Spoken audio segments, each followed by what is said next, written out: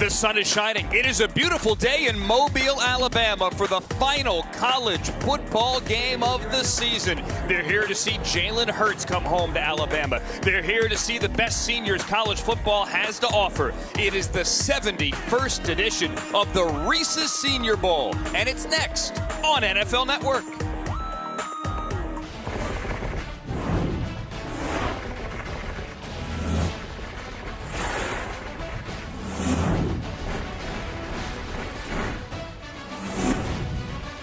Yes, we do have a football game today, and we have a good one here in Mobile at Ladd Peebles Stadium.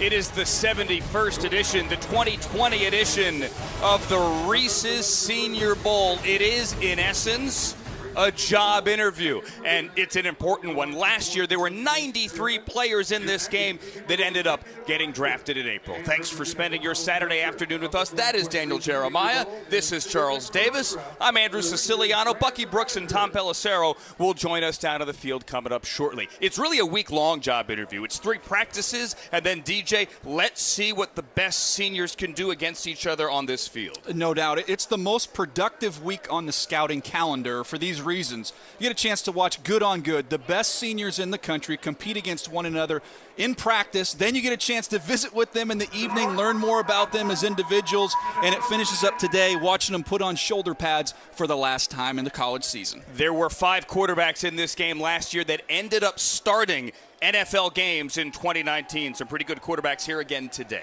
Yeah, I believe we have 2 first-round quarterbacks in this game. It starts here with Justin Herbert from Oregon.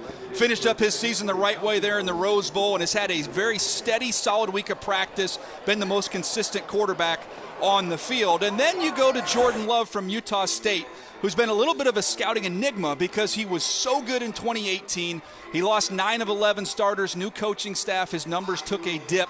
After a slow start to the week, guys, he got better each and every day, and I believe he has more at stake in today's game than any other player in there. Well, he practiced like it, didn't he? Because he really came on during the week. How about a wide receiver from Notre Dame who believes he can be a starter next year, and that's Chase Claypool. Led his team in receptions, yards, and touchdowns, 16 yards per catch average. 13 times he got into the end zone. He expects to do that at least a couple of times in this one. And how about another reason we're here?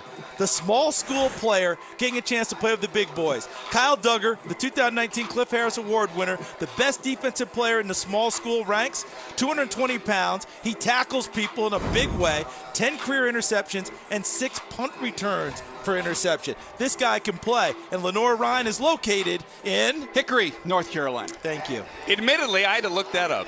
Hickory, North Carolina, not Chapel Hill, North Carolina, where Bucky Brooks played his college football, and he did it so that's well. a good-looking man. Look at that fine broth of a lad right there. 1994 Senior Bowl. Actually got him into the second round of the draft as well. He's out of the field with us today. Hi, Bucky. Hey, what's going on, Andrew? Look, the last couple of years, we've seen a couple of receivers dominate during the practice week and parlay that performance into day 2 status. Cooper Kupp, Deebo Samuel, Terry McLaurin. I think the next guy that is going to make Mobile his launching pad, Van Jefferson from Florida. When you go to practices this week, he's been the most dominant receiver on the field. Outstanding route runner, does a great job of consistently creating separation, terrific ball skills. Look, it's not a surprise. He's the son of a pro. Sean Jefferson, wide receiver coach for the New York Jets, has obviously schooled him well. He's a guy that I'm expecting to see dominate the game today. Dad was a 9th-round pick. They don't even have 9th-round picks anymore. These guys want to get higher than that. Coming up in the NFL draft in April, it's one last audition. The 2020 Reese's Senior Bowl next on NFL Network. The 2020 Senior Bowl is presented by Reese's Peanut Butter Cups. I mean, it is beautiful. 60 degrees, may get a couple of degrees warmer here in Mobile. It rained on Thursday, had to move the practice indoors. Today, perfect. A Chamber of Commerce type of day. Daniel Jeremiah, Charles Davis, Andrew Siciliano, Bucky Brooks, and the 5th member of our crew down to the sideline. Hi, Tom Pelissero. Hi, Andrew. Oregon quarterback Justin Herbert gets the start today for the South after earning Practice Player of the Week honors. Today will be the first time that Herbert has ever taken a snap from under center in a game. He's been trained out in California with former NFL quarterback John Beck. Herbert told me he's getting more and more comfortable the more that he reps it. Expect him to play the first quarter here, and then they're going to rotate Oklahoma's Jalen Hurts as well as Colorado's Steven Montez from there. Main attraction on the north side, Utah State quarterback Jordan Love, who flashed a lot of ability after an uneven start to the week. I asked Love during warm-ups, what do you still need to show today? He said, just ball out, move the ball, score some points, just really play a clean game. Matt Patricia told me Love is going to get the first quarter, and the plan is to put him back in the fourth quarter. Let the kid go try to win one, guys. All right, excited, Tom. Thank you to see these quarterbacks. Justin Herbert's going to open up with Zach Taylor as his head coach here. Taylor and the Bengals staff here with the South. On the other sideline, it's Matt Patricia and the Lions staff. They are coaching the North. And moments ago, Matt Patricia had his team in the locker room getting ready for their final showcase on the field. All right, man, here we go. Listen up. Like I told you at the beginning of the week, all right? We got to go out, we got to learn, we got to compete, we got to improve. Today, execution, execution. Play for each other, communicate, have gratitude. Let's be thankful for each other. Let's have a hell of a day, man. Let's get excited. Let's go. Matt Patricia, 2 years with the Lions, putting his team through a week of practice here against Zach Taylor and the Cincinnati Bengals. But don't you love seeing an NFL head coach with a group of kids he's had for just a week feel that invested, right? No doubt. Like fired up, wanting something good for them, wanting them to compete and play well. I love that. Not too cool for this game. The North won the toss and elected to defend and actually go on defense here. The South is going to get the ball first. Tyree Cleveland, one of a couple Florida wide receivers here, set 2 yards deep in the end zone to return a kick from Tyler Bass from Georgia Southern, who has a pretty big leg. As Cleveland is going to return this from the 2-yard line. And Cleveland brings it out across the 25, the 30, and Bass, the kicker, actually has to get over there to help out on our first tackle of the game. As we look at the quarterback rotation, we told you Justin Herbert is going to start. Many of us thought we might see Jalen Hurts, but it's the Oregon QB to open things up. And with Justin Herbert today, I want to focus on anticipation. That's the one area I want to see improvement with him. Trust your eyes, get the ball out with anticipation. Don't just fall back on that huge arm, which he does have. We said before that we think we know who the first pick of the draft might be a certain quarterback from LSU. All kinds of debate who will be the second quarterback. And Herbert, as he might have a free play to open things up, wants to stake a claim. LaMichael Pirine, the Mobile native, gets the first carry of the game. Larry Smith is our referee today from the Big Ten, and he's going to get to work early. Got Bradley and Nye on that one, trying to get a jump start. Offside, defense, number 50. 5-yard penalty, first down. So 5 yards right out of the gate here to open it up. Guys, let's look at some impact players here, starting off with the offense here for the South. You look at Van Jefferson, who Bucky highlighted, has had a great week at receiver, and then Harrison Bryant is outstanding in the pass game, very athletic tight end. Harrison Bryant wearing number 40 with that bright red helmet. As our first completion of the game, Herbert with a hand in his face goes to the outside, goes to Jefferson right near the marker. How about a defensive impact here, Charles? Well, let's take a look at a linebacker from Wisconsin named Zach Bond, who's both sideline to sideline, can rush the passer. And Jason Strobridge, an interior defensive lineman who feels like he can play all up and down the line of scrimmage and has great inside pass rush potential. And he was making plays all week in practice, throwing guys at times. So that's the first down. That's a gain of 5. And now a play fake from Herbert on the move. And he will throw complete to Devin Duvernay from Texas. That's good for around 9 across midfield. And Devin Duvernay is a speedster, track star. You've got to respect the speed. You see Pride bailing out of there. Come out of your comeback break real clean and crisp. Ball's a little low. Herbert like to have that one up just a little bit, but good timing on that one. We talked about anticipation. Charles saw it right there. It's officially a gain of 9, and it takes it to the 46-yard line and across midfield. Justin Herbert starting this game from Oregon. Another play fake to P. Ryan. He's going to avoid a sack. You're allowed to hit the quarterback. This is not practice. And Herbert's going to run across the 30 and slide down near the 25. Josh Uche didn't hit the quarterback. Uche got up the field and had a clean win, but watch Herbert see it, pull the ball with two arms, which I love to see, keep two hands on the football, and you see the speed. And Charles, we talked about earlier in the week, he lightened up 227 pounds after being up around 245 at one point in time in his career. He's moving well. Remember, they didn't turn him loose running the football until essentially the Rose Bowl this year. So we're seeing some of those leg plays come out of Justin Herbert that you didn't see all season long out of Oregon. In a 19 to the 27, P. Ryan patiently pushing through the line. Good leg drive out to the 20. Francis Bernard from Utah. Sorry, Did you notice Charles. a big offensive lineman there, DJ? Damian Lewis from LSU, 6'2", 329 pounds.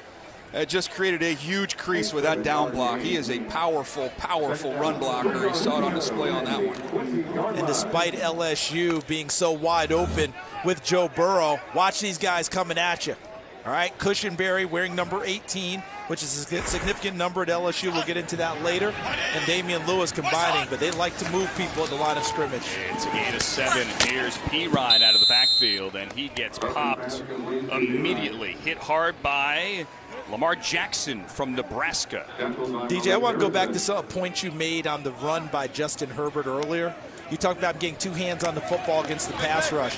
Daniel Jones from Duke, who was the MVP of this game last year, had a lot of trouble throughout his rookie year in the NFL taking care of the football that way because of the speed and the power of the game. It's nice to see those habits develop early here, isn't it? Outstanding. 3rd and short, 3rd and 2. P. Ryan, again patiently finding that hole and getting 3 to the 16 and a new set of downs. Definitely getting some push inside with this offensive line, and if it looks weird when you have a center wearing 18, Charles, yeah, you can explain the story there with the LSU tradition. At LSU, it's a big deal. They had a quarterback by the name of Matt Mock who wasn't supposed to be their starter. He ended up leading them to a national championship in 2003, upset my Tennessee Vols in the SEC championship game, went on to the national title, the whole deal. And since that time, LSU has given 18 to one of their most inspirational players on the team. Now they give 1 on offense, 1 on defense. Cushenberry couldn't wear it during the year as an interior lineman, had a patch for it, but he's wearing that 18 today. Pretty cool to see him wear it here. P. Ryan has blockers, the screen. P. Ryan fighting and diving into the end zone. The Mobile native, Theodore High School, back at home at Ladd Peebles with the first score of the game. Make sure that he got in. It was pretty close there at the end. See, does he get it across without his knee being down? I thought he made it. Jeremy Chin from Southern Illinois has his ankles. Yep. Here comes Harrison from Ohio State, but I think he's in. And then Damian Lewis, watch him get out. We just talked about him in the run game. Look at the big fella get out there. Just get enough. Look who else is running with him. His teammate, Cushenberry. The LSU offensive line picked up where they left off. And good downfield block, too, by Colin Johnson from Texas, number 11. Rodrigo Blankenship from Georgia, who never missed an extra point in college, hits this one, and the South has the early lead, 7-0. Justin Herbert drives him down the field. LaMichael P. Ryan back at home cashes in.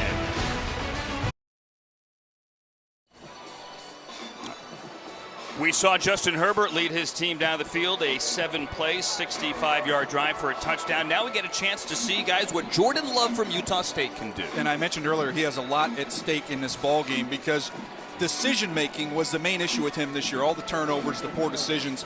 Scouts just want to see him play a clean game today. I know it's an all-star game, but it really helped his cause to go out here and take care of the football and still make the plays he's capable of making. Did you feel like he was pressing too much, trying to lift a team that wasn't as good as the previous year? Yeah, he lost 9 of 11 starters, and the schedule wasn't too easy either.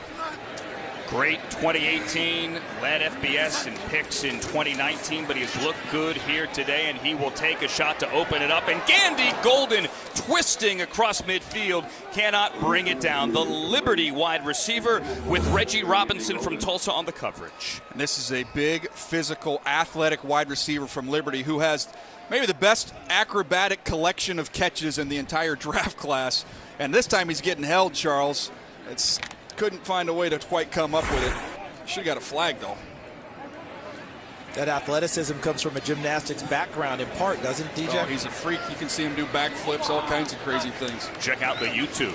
Check out Joshua Kelly here in the handoff. Joshua Kelly made plays all week long, and here's another one. The first time he touches the football, the UCLA running back gets 18 yards. Vision from Josh Kelly. You see it get picked up inside here along the interior. He sees it, no hesitation, and hits it. That looked like a Denijay 78 from Kansas with the key block there at guard. Certainly was. Was that Charlie Heck as well from North Carolina, I believe, in there.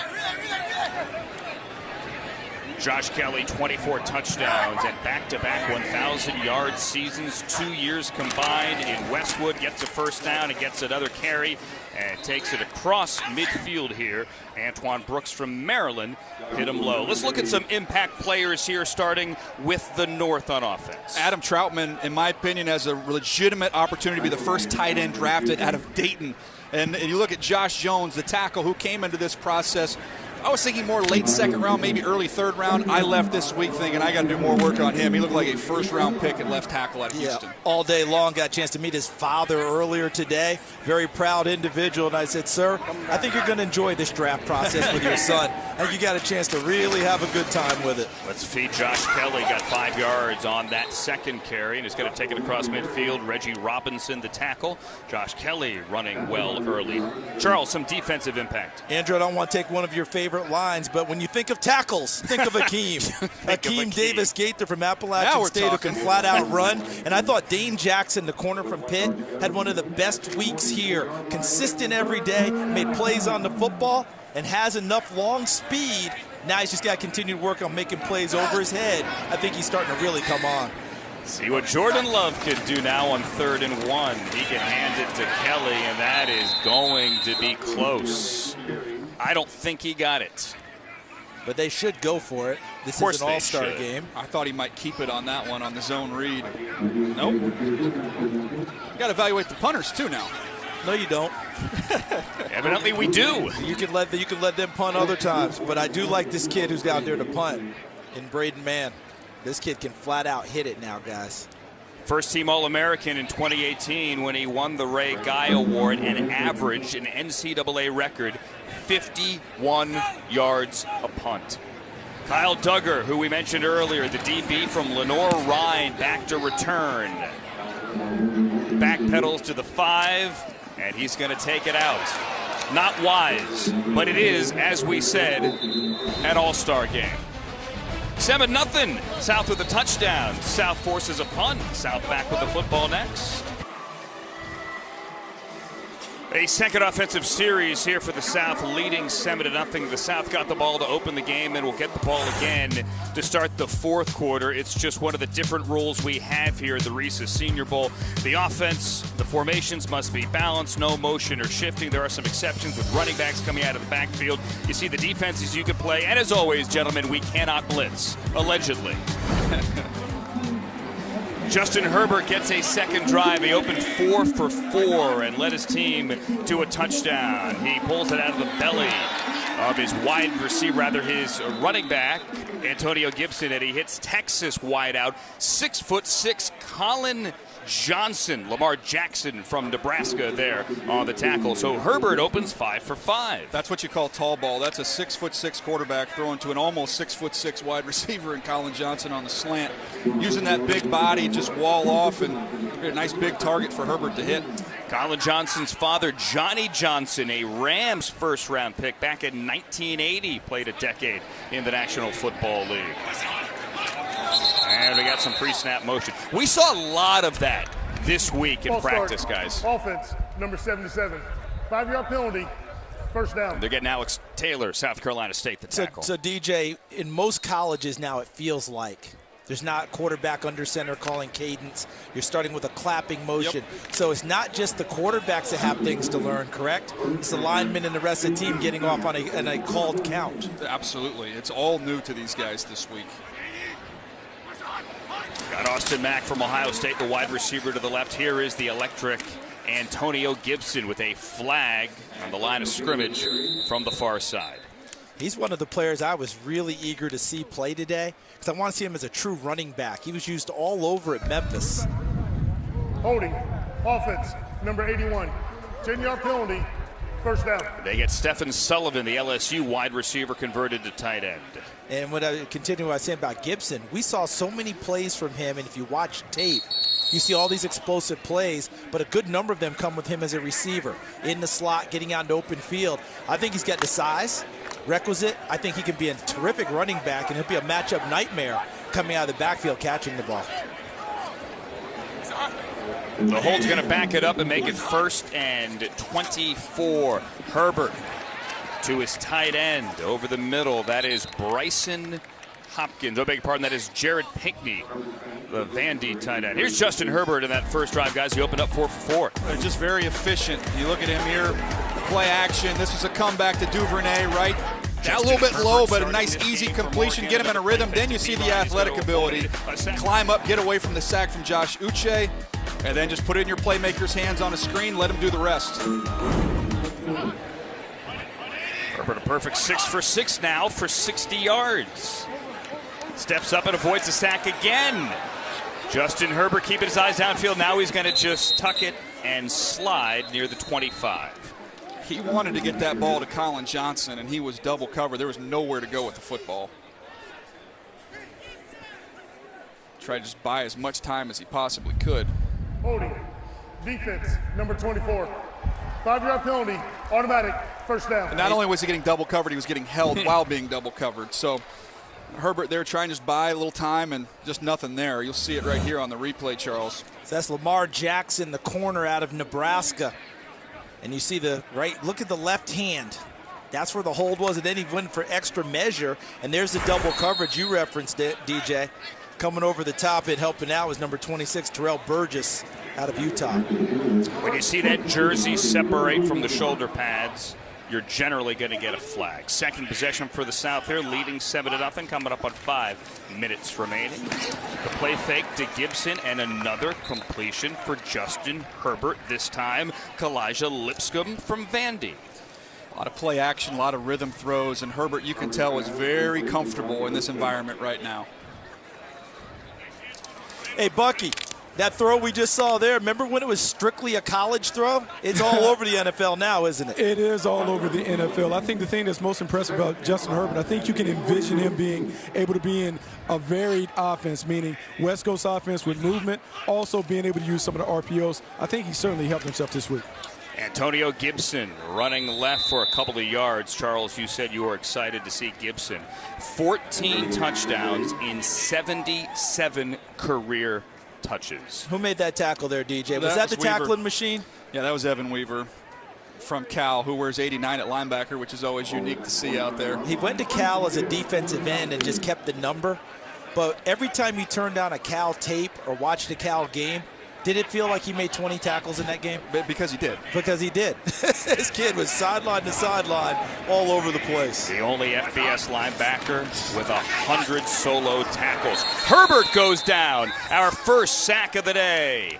Is that Willikis? It is Kenny Willikis from Michigan State.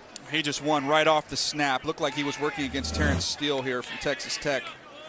Is that who that is out there? Watch him just win with the speed right now. He never got off the ball. Never got off the ball. That wasn't him. That was he never got out of his Tyree Phillips. That was Tyree Phillips, Mississippi State. He's still in his stance. Never got out of his stance. I don't know if he thought the snap count was at a different number or whatever, but Willikis, who plays wide open anyway, you give him a half a chance like that, or a full chance he takes full advantage. The Big Ten Defensive Player of the Year in 2018. It's a loss of 3. Defensive Lineman of the Year.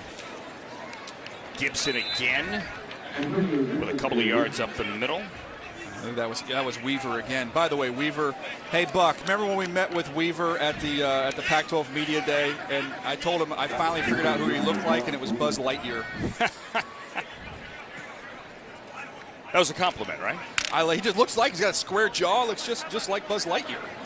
You didn't say to infinity and beyond to him, did you? I didn't want him to hit me. Okay. See Jalen Hurts looking on from the sideline. He should be the second quarterback in. This is the second drive for Herbert with the 3rd and 8 now after the gain of 5. Put some gas on it to the outside, but Lipscomb cannot hang on. Look, DJ, you're a big baseball guy, and I know this isn't everything, but when you see a ball come off the hands of a quarterback like this, you can't help but get a little bit excited, right? He can make every throw you want. Yeah, it's pretty. Look at the velocity here. It is on a line. Just a little bit too much. That's a timing route, though. That's one of the hard things when you're in this all-star game environment when you have timing throws. But I like the fact he got it out. KJ Hill back to return after Herbert's first incompletion of the day. Joseph Charlton from South Carolina put some air underneath it. The Ohio State wide receiver will field at the 12 in traffic with nowhere to go. So a second possession for the North coming up with the South leading here. 2:26 to go in the first. All right, so Zach Taylor and the Bengals leading here. The South over the North, 7-0, 2:26 remaining. Matt Patricia and the Lions staff on the other sideline. Here's another possession, second of the game today for the North. One of the other unique rules about the Reese's Senior Bowl here is Jordan Love is back in shotgun on first down. There's a 2-minute warning at the end of every quarter. Love with a flag in the backfield, tries to get away and does not get very far. It's DJ Wanham from South Carolina that got a hand on him. Holding. Offense, number 74. Half the distance. First down. Ben Bredesen from Michigan. So the clock at 2:18. We're going to have a 2-minute warning, and the North is going to get the ball to start the second quarter. So, guys, it's a chance to double up. Yep, and see if they can take full advantage of it. And, guys, today it's going to be tough to get away with holding in the interior line. They're using 8 officials today. The referees are directly behind the quarterback, and then the umpires, 2 umpires, are flanked out a little bit farther than normal, looking in at the guards and the tackles. So if you're going to try and hold, today's not the day. This is the 2-minute warning. Please reset the game clock to 2 minutes. 2 minutes, 2 minutes remaining in the first quarter. So let's step aside here in Mobile. Back in Mobile, you're going to hear me say this a lot today. What a great week this is. And the man that puts it all together is standing by with Tom Pelissero. That's right, Andrew. Jim, a little chilly during the week of practice, but you couldn't ask for a better day than this. Oh, look at it. I mean, bright blue skies, couldn't have ordered up a better day, and the fans have showed out. This event continues to get bigger. Tell me about the party you threw in downtown Mobile last night. It was a big party downtown last night. We started with the Players Mardi Gras Parade. That was a blast. They were throwing autographed footballs and beads to the kids. That was a lot of fun. And then we had the concert with the Revivalists at night and just packed downtown. I don't know how many people were, but the downtown couldn't have held many more. We're just really trying to grow the week out to give more people more of a reason to come to Mobile for our event. We got some really good quarterbacks in this game. Justin Herbert's off to a fantastic start. Who else are you excited to see today? Yeah, Justin came out hot. He looks great. I'm excited to see Jalen Hurts. I think everyone in the stadium's excited to see Jalen Hurts. And I want to see how Jordan Love does. You know, Jordan Love from Utah State is a guy that we loved last summer on his tape. And you know, he's got a chance to work his way into that first-round mix, too. Thanks, Jim. Yeah, thanks. Back to you guys. What's not to love, as somebody once said. And for those who don't know, as a timeout is taken here, Mobile is where Mardi Gras originated in the United States. I know New Orleans folks may want to fight you on that, but don't tell that to the people here in Mobile. It's their event. No, they will tell you. Yes. You don't have to worry about asking or inquiring. They will let you know, and they put on a heck of a party. Clock says end of the quarter. That clock is not accurate. We had a timeout called. Yeah, what's official is down on the field, and that's Larry Smith, the referee. Game clock now fixed to 1:52. Each team is given 2 timeouts per quarter. The South took one. The North has the football. And we have a new running back in the game behind Jordan Love. That's JaMycal Hasty, number 23 from Baylor. Jordan Love to throw, and he uncorks one for Mims, who's running free but cannot get to the football. I thought that looked like a good throw. I didn't know if he tracked it. DJ, when you watched him in the pocket, didn't it feel like he knew he couldn't get his feet firmly set, so he put more air under the ball to allow the receiver to have a chance? It was almost a jump throw there, but he put a lot of air under this. Let's see where it is.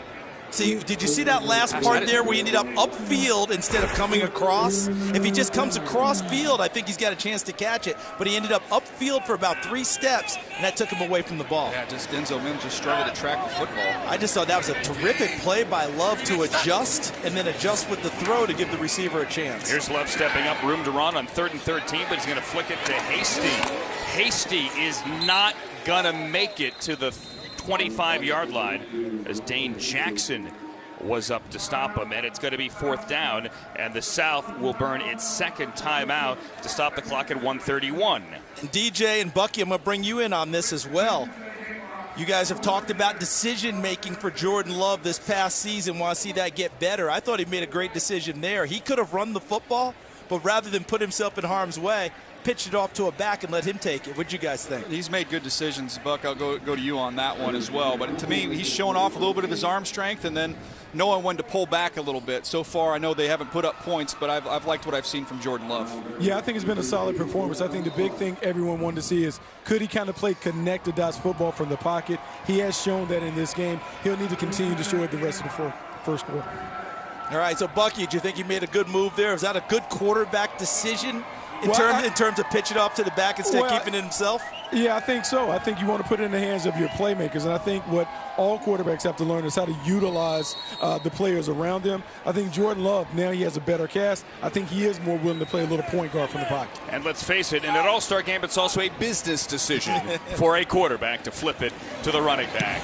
From A&M, Braden Mann to punt, Kyle Duggar. Back to return, 5 career punt returns for a touchdown. He stays on his feet with the flag. 40, and then ridden out of bounds at midfield at the 50. Weaver got him at midfield.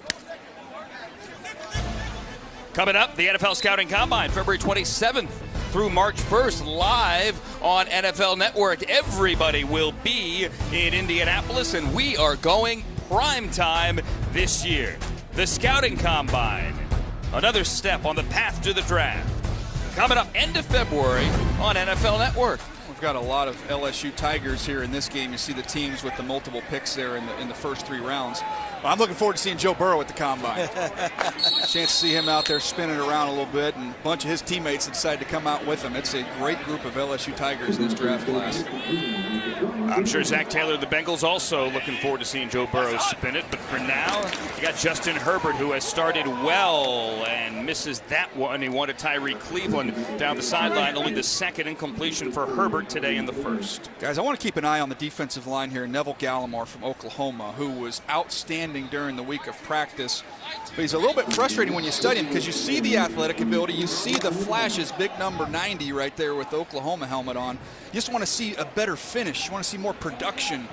I look forward to seeing what he does today. Let's remind you, the South has the ball with 1:13 to go, but out of timeouts, and will have to give the ball back to the North to start the 2nd quarter. That's Eno Benjamin as they go hurry up here.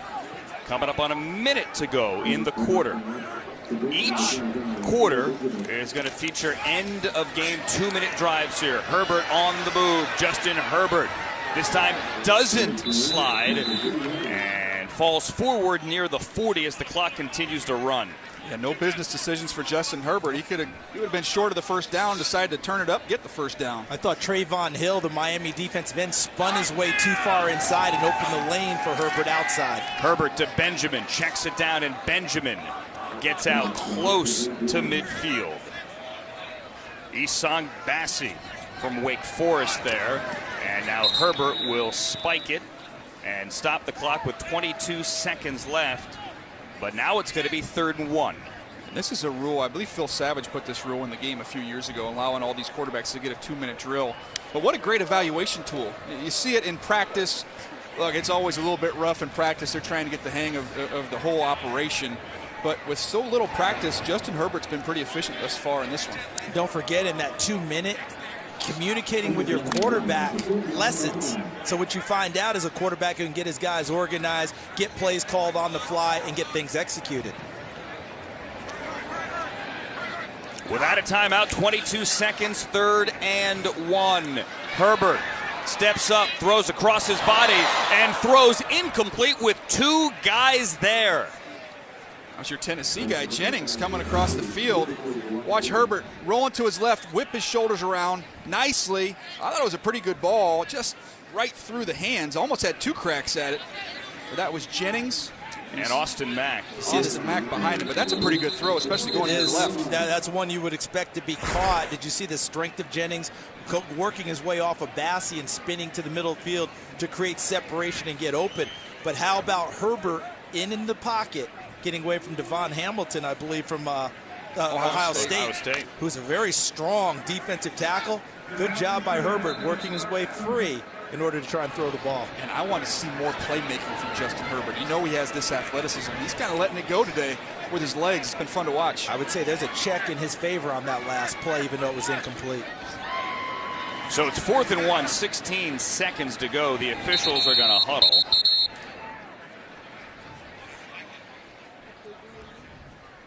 If you're questioning about the spot, there is no replay. By the way, 8 is enough. 8 talk about the officials? Is enough. Well, you had, that's good. See what you did there. It is 4th down. 4th down. But when they had the discussion, they did have a quorum, so they were able to go. See what you did there. Just trying to keep up with you two. What we got the over-under with Weaver? What's he going to have? 13 tackles today, you think? Oh, listen, no question. That's just who he is. He finds his way to the football and he makes plays. See if the South can set up Rodrigo Blankenship, his career long. The Georgia kicker, 55, right tackle, moved early. False start. Offense, number 65. 5-yard penalty remains. 4th down. Terrence Steele from Texas Tech. This looks like they're going to punt it now. Oh, go for it. Why not? Again, though, I like it from the scouting standpoint. I want to see these guys cover kicks. Special teams. When you look down there on the field, I think we've got Van Jefferson's going to be the gunner down here. Something he probably is going to have to do early on in his career is go cover punts. So that's a good evaluation. And he did it at Florida, and he did it well. So this is part of his whole repertoire already. Charlton back to punt. South Carolina, James Brochet, SMU will field at the 10. And not go very far. And he did Guess it who well. was the first one down? Van Jefferson splitting the double, splitting that vice, first one down, and end up forcing that right into his teammate. Nicely done. He beat a hold as well. Snapper. Yep. All right, so 5 seconds to go, and then North and Jordan Love comes back on the field. The North is going to have the ball to start the second quarter. So, in essence, this is kind of a free play. I'm guessing this is Jordan Love's last play. It could Jordan be. Love, I'm saying, let's go play action. Let me just unleash one here. Jordan Love, a couple of years ago, 32 touchdowns. Only 6 interceptions. Last year, his numbers dropped. Had a good week of practice. Trying to work his way into the first round. Jordan Love will hand to Hasty.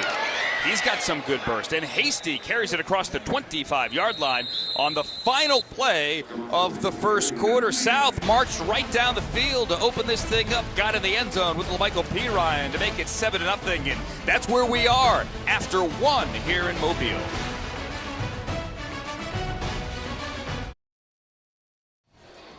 So the South leads the North there after 1 quarter of the Reese's Senior Bowl. Zach Taylor and the Bengals, their side, have the early lead. He's joining us down live on the field now. Zach, you ever done this before? No, I have not. First time. Very excited. What do you think of the first quarter, how your guys did? I thought our guys did an excellent job. You know, we went down there the first drive, had some good runs and good throws, got 7 points on the board, and then defense got that key 3rd and 1 stop. And then we were backed up and made some good headway, and unfortunately couldn't finish off with the two-minute drive, but I thought our guys have played well so far. How about the way Justin Herbert played, Zach? Really good. You know, had good command of the offense, was getting guys lined up, found some completions, made a couple big plays with his feet as well, so thought he had a really nice day. He'll be done now. He just played in the first quarter, and was really impressed by him. As we have a new quarterback here, Shea Patterson is into the game, and he's got a man down the sideline. That's Darius Anderson. Darius Anderson running free. Darius Anderson from TCU in to the end zone.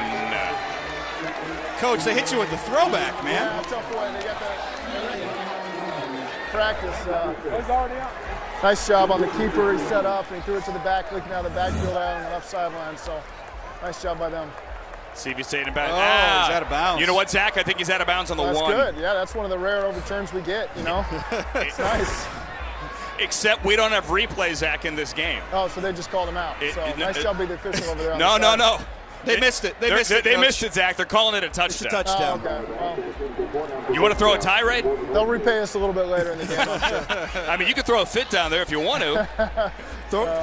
Throw the red flag anyway, just for practice. No, I like my money. They'll probably try to steal some. As Tyler Bass is on for the extra point. Zach, you guys have the first pick in the draft. How valuable has this week been for your staff? Yeah, incredibly valuable, not just for the first pick, but for the entirety of the draft, because rarely in the scouting process do you get a chance to coach guys in meetings to see that they respond to your position coaches. And so this week has been invaluable for our whole staff. Coach, you get a chance to have your whole staff with these kids, and also you guys do a crossover day, right? So you get a chance to spend a day with the opposing players as well. Yeah, we got an hour with them yesterday, so that was really good. You know, we got a chance to pull some kids aside and meet with the position coaches, and so we feel like we got a great grasp of about 100 guys, and we're still just early in the process here in January, so that's a big leg up for our staff. Hey, Zach, we had Sean McVay call plays doing this in the preseason. We won't make you do that. We will let you go. Back to Jalen Hurts. We thank you for doing this. Yeah, thanks, guys. You got it. New quarterback into the game, the Oklahoma quarterback, the man who started at Alabama. It is Jalen Hurts, the play fake to Benjamin, and the rollout and the dump off to Jawan Jennings, but he is out of bounds. He's late. He's got to get that right now. He saw him. He had him right now. Jennings in the flat, coming across the formation, dragging behind the line of scrimmage. Just make that decision, get it gone. But did you think DJ, when he was rolling, he wanted something deeper? A little bit and more. came off of that to come back, and it was too late. Yeah, you just got to be decisive, get that ball out and go. But I'll tell you what, he's the most popular guy in the stadium. Did you hear that roar when he came in? But how about Zach Taylor playing to the camera? First time he's ever done it. He knew exactly what he was doing. Very good. Very, very good. We got Trayvon Hill from Miami, offsides. Offside. Defense, number 95. Undebated to the quarterback. 5-yard penalty, second down. Started his career at Virginia Tech, grad transfer.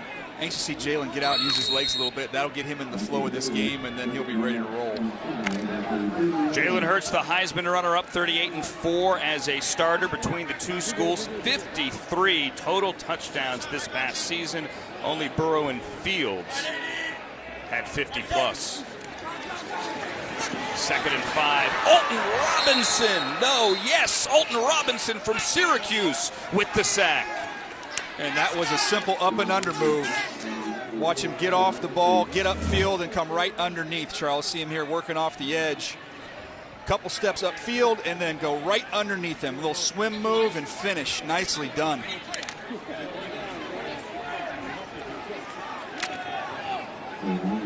Everything was off on that one, wasn't it? Snap was a little off, so that took Hurts' eyes away from the line of scrimmage and downfield initially because he had to be a shortstop and catch that one. This will make it 3rd and 14. Hurts to the 40. And that is caught by Duvernay. And that's going to be enough for a first. Nice clean corner route here from the speedster Duvernay, and a nice over-under throw here from Jalen Hurts, showing some touch. Nicely done. That's over the corner and ahead of the safety because they're playing short and deep. And he fit it in essentially like you're trying to fit it in versus a cover 2. Like a 2-deep zone. Well-thrown ball by Jalen Hurts. Terrell Burgess from Utah there to push him out of bounds. It's a gain of 19. Here's Benjamin with the carry across the 45-yard line. Khaleke Hudson from Michigan hit him. Khaleke Hudson transitioning a little bit to be a safety. Most of his big plays at Michigan, more of a hybrid linebacker, strong safety type. He made a lot of plays blitzing. Don Brown, their coordinator, he blitzes guys as soon as they get off the bus. Call that position the Viper at Michigan. Led the Wolverines with 102 tackles. Keep an eye on Harrison Bryant here, the tight end from FAU. Surprised they haven't got him going yet in this game. Seemed to do a nice job blocking right there. A little down block. He's been really good, not only in the run game, in pass protection in one-on-one drills this week. He's been outstanding. And then I'm just waiting for him to get more involved in the passing game because, Charles, they split him out in the slot. They'll split him out wide. I've heard some guys compare him to like a Dennis Pitta type of a player. But he's a very intriguing second, third round type option. I thought Florida Atlantic did a really nice job creating things for him, scheming him open with different movements behind the line of scrimmage. Benjamin got 6 on that last carry. Metellus from Michigan, the tackle, takes it across midfield. And now Uche chasing Hurts, and Jalen Hurts will throw behind his guy. Benjamin can't get it on the far sideline. So you mentioned Josh Uche. Watch him coming off of the edge there. Gets right past Taylor from South Carolina State, Alex Taylor, number 77. And Hurts has to get on his horse and get out of there and throws the ball a little bit behind Benjamin, who was conscious of the sideline, trying to keep his feet in bounds as he twisted back inside to try and make the catch. Josh Uche led Michigan with 8.5 sacks this past season. We're about 3 minutes into the second quarter in a 7-7 game, and Hurts is getting sacked. It's Bradley and I, Charles, the guy you told us about at the top of the show. Well, this is what he does, all right? A lot of guys, they're working on so many different things, but the bottom line for him, I rush the quarterback. I sack guys. And he ends up catching the offensive tackle there. Is that Steele? It is. From Texas Tech. Did you notice how his head dipped, DJ, on the pass protection? Head dipped, he has no vision now, and Anai just uses his hands well and goes right by him to the quarterback. Anai was on my flight coming in here, and he was in full suit and tie. I said, somebody's ready to do some work this week. Business trip for him. Bradley and I, 30 career sacks, and Hurts gets hit again. And once again, it's the man from Oahu. He got help on this one, Andrew and DJ. Did you see it? It was almost like Bradley Anai from Utah and Josh Uche said, let's meet at the quarterback. Because watch him coming off of the edges, both sides. Look at that. Both of them win. Uche wins with speed. Anai uses his hands well. And both of them get back to the quarterback and create havoc. The first tape I watched of Bradley Anai was against USC, and they've got a tackle, and Austin Jackson has a chance to be a first-round pick. Outstanding player, and Bradley Anai got him. Every time I saw him go up against a top-flight tackle, he found ways to get wins. Bradley Anai likes cliff diving and petting sharks, I'm told. True story. Seriously? No. I think I'm more likely to do the cliff thing. Yeah? You don't want to pet a shark? I'm not You know what I'm more likely to do? I'll pass. Neither. Thank you. Hard pass. Neither. Shea Patterson had a 75-yard touchdown with Darius Anderson doing a lot of the work. The last time the North had the football, we were talking to South head coach Zach Taylor, but Patterson and the North got into the end zone, and we have an entertaining game here in Mobile. It is the 71st edition of the Reese's Senior Bowl with Bucky Brooks and Tom Pelissero down to the field. Daniel Jeremiah, Charles Davis, I'm Andrew Siciliano up here in the booth. Hey, Bucky, that play that they ran for Anderson, did they run that kind of scheme when you played in this game in '94? Nah, they weren't running that kind of stuff. When I was here, it was a little more traditional and conventional, but I like seeing the new tricks of the offense. Didn't you have Jimmy Miller as one of your quarterbacks? I think he's here doing some radio today. Yeah, Jim Miller, Marvin Graves, those are my quarterbacks. Shelby Thrill-Hill was out there. Derek Anderson playing wide out. Lake Dawson. It's a pretty good crew. Pretty darn good crew. Denzel Mims from Baylor with that reception. Jim Miller, Sirius XM NFL Radio with the Steelers, with the Bears. And you had Marvin Graves from Syracuse. Thought you buried the lead there with Bucky. I want to know, Buck, when you bringing that goatee back, man. That was a nice look you had rolling back. Oh, you like that? You like that little mustache or goatee? Yeah, no, that won't come back up. I was trying to buy the Senior Bowl Bucky Brooks card on eBay last night, by the way. Don't think my bid was high enough. Here's Anderson over the right side out to the 40, down to the sideline, and Tom Pelissero. Hi, Tom. Hi, Andrew. Talking to the Lions coaches, they really like the makeup of Shea Patterson, who has been working with a private quarterbacks coach, Ben Neal. The theme of their work together has been consistency, and Neal's been giving him trigger words. Set the feet under me, elevated wrist, basketball follow-through, just trying to become more consistent from the pocket. As Patterson told me and Bucky, I'm like a shooter. I know when I miss, guys. Patterson, 19-7 at Michigan. He had 10 starts at Ole Miss in 2016 and 17 left, and was able to start right away, in Ann Arbor, thanks to the Ole Miss sanctions. Little play fake here by Shea Patterson. He fires over the middle, and he is going to get picked off by our corner from Georgia Southern, Kendall Vildor, and he brings it across midfield near the 35. If Vidor did not pick that off, Kyle Duggar was waiting to catch it. That was getting picked off one way or another. Ball just took off. It's our first interception of the day. It is thrown, a wobbler by Shea Patterson. Vidor with the interception. Tie game here in Mobile. Kendall Vidor with an interception on Charles Davis. A high pass from Shea Patterson. And Daniel Jeremiah made the point immediately that if Vidor doesn't make the play, Kyle Duggar's right behind him. He's trying to hit Courtney Davis across the middle, and it's so high that Vidor becomes the receiver instead of the defensive back. But if it passes through Vidor, watch to the left of your screen. There's Kyle Duggar, also in position, ready to go make a play on the football. So that's one, obviously, that Shea Patterson knows that he missed. And it's going to give the South the ball on the 35. Another drive for Jalen Hurts. Hit as he throws that ball up into the air. And that was picked. That's Bradley Anae again with the pressure. Have a day, Bradley Anae. And it's picked off by Malik Harrison from Ohio State. I mean, he hit Jalen Hurts right underneath. So here's the chin. Anae. So watch what happens here. And because of that, Hurts has no chance to step into a throw at all. Look at him, up and under again, this time on Throckmorton, the offensive lineman from Oregon. I want to see the chop. If we can show it one more time, just to see the hands from Bradley Anae. Watch this chop move with his hands. As you see the ball getting picked here. Look at Malik Harrison now. You're not surprised by that, him going up and taking the football. Didn't he win a slam dunk championship at one point at Ohio State? Look at Anae. Chop, right there. Chop the hand, slap and rip through. That is textbook hand usage by Bradley Anae. And do you know what else he did at the end of that play that you have to do in today's football? Oh, he backed up. He did not bring his helmet into the chest of the quarterback. He kept the helmet out of it and used the hands to smack him. Was waiting to say intercepted by Harrison. I think that ball might have hit the ground. Doesn't matter. Here's Josh Kelly with room. 35-40. And Josh Kelly ridden out of bounds near midfield by Jared Maiden from Alabama. I talked to Chip Kelly about his running back and Josh Kelly, and he loves him. Said he is always smiling. Said there was even one point in time where he benched him and he said, he's told him, you know, you're not starting next week. He said he smiled and said, Coach, I'm going to bust my butt. I'm going to figure it out. I'm going to get better, and we'll roll. He said he loves his attitude. He had a great week catching the football down here as well. How did he end up at Cal Davis first, DJ? Guy of that talent. Was he just undersized? It happens. It's just a great mystery.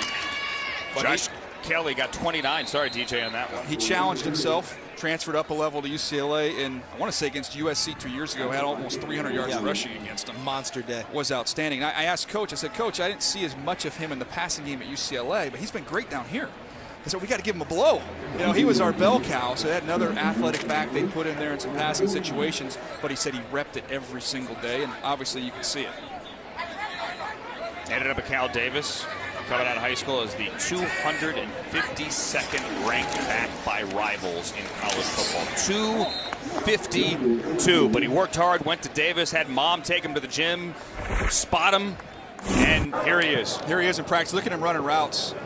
Did a really nice job, create some separation and catching the football all week long. Watch him right here, working against Weaver.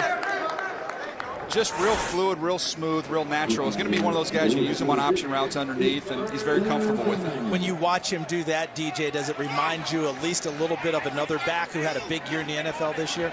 Some guy named McCaffrey, the way he was running those types of routes. Yeah, I'm not going to put him on that level, but I'm not saying he's him, but I'm saying that type of style. No doubt. You can use him. Patterson on third down, on the move and overthrowing Claypool near the 15. Fourth down.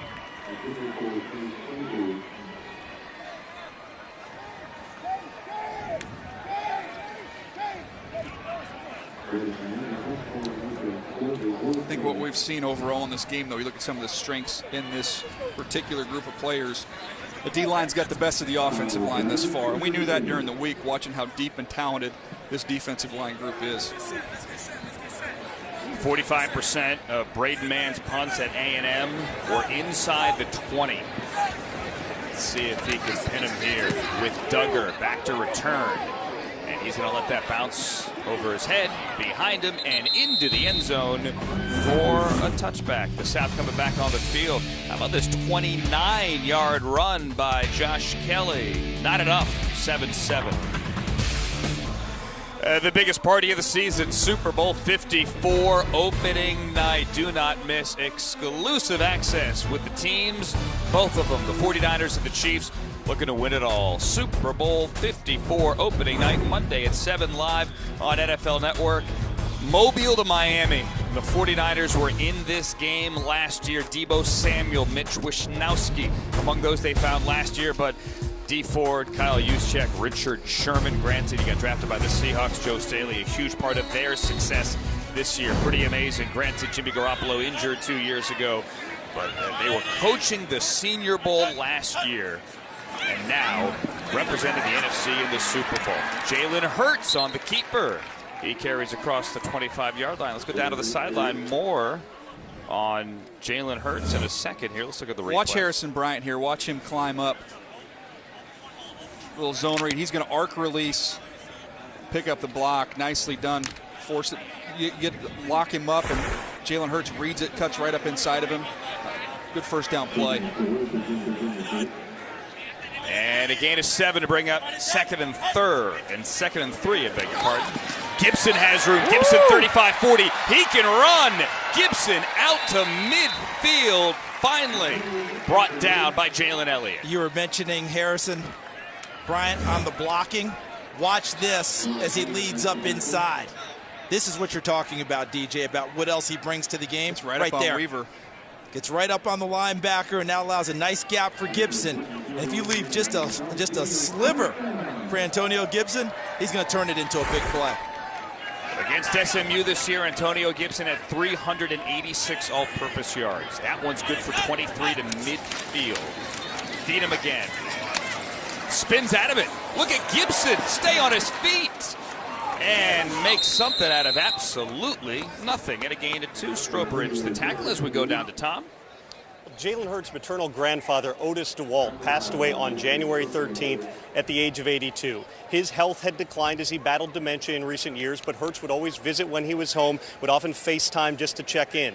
The funeral for Otis DeWalt was on Wednesday, but Hurts decided to stay here in Mobile and practice with the team. I spoke last night to Hurts' mother, Pamela, who told me he's a team player, he's very, very family-oriented, but he's worked all his life to get here, and this is a critical time. I also spoke to Hurts' agent, Nicole Lynn, who told me this week has been extremely difficult emotionally, but Hurts felt that his grandfather would want him to keep his commitment. Hurts' mom and dad are in the stands today, guys. All right, so Jalen Hurts playing here with a heavy heart, coming back to Alabama and trying to make some plays with everyone watching. Yeah, condolences to the Hurts family, and young man just stayed with it all week long and stayed locked in. But you always hear about these types of stories. I would just remind everyone, it's always up to the family to make those types of decisions, what they want to do, and that was a decision that was best for them. Well said. 3rd and 5 now, under 5 to go, second quarter. Jalen Hurts drops to throw, gets it to the 40, and gets it complete to Van Jefferson. That's enough for a first. Tell you what, Jalen Hurts has played behind some pretty good offensive lines at Alabama and Oklahoma. He is getting a heavy dose of pressure up front today.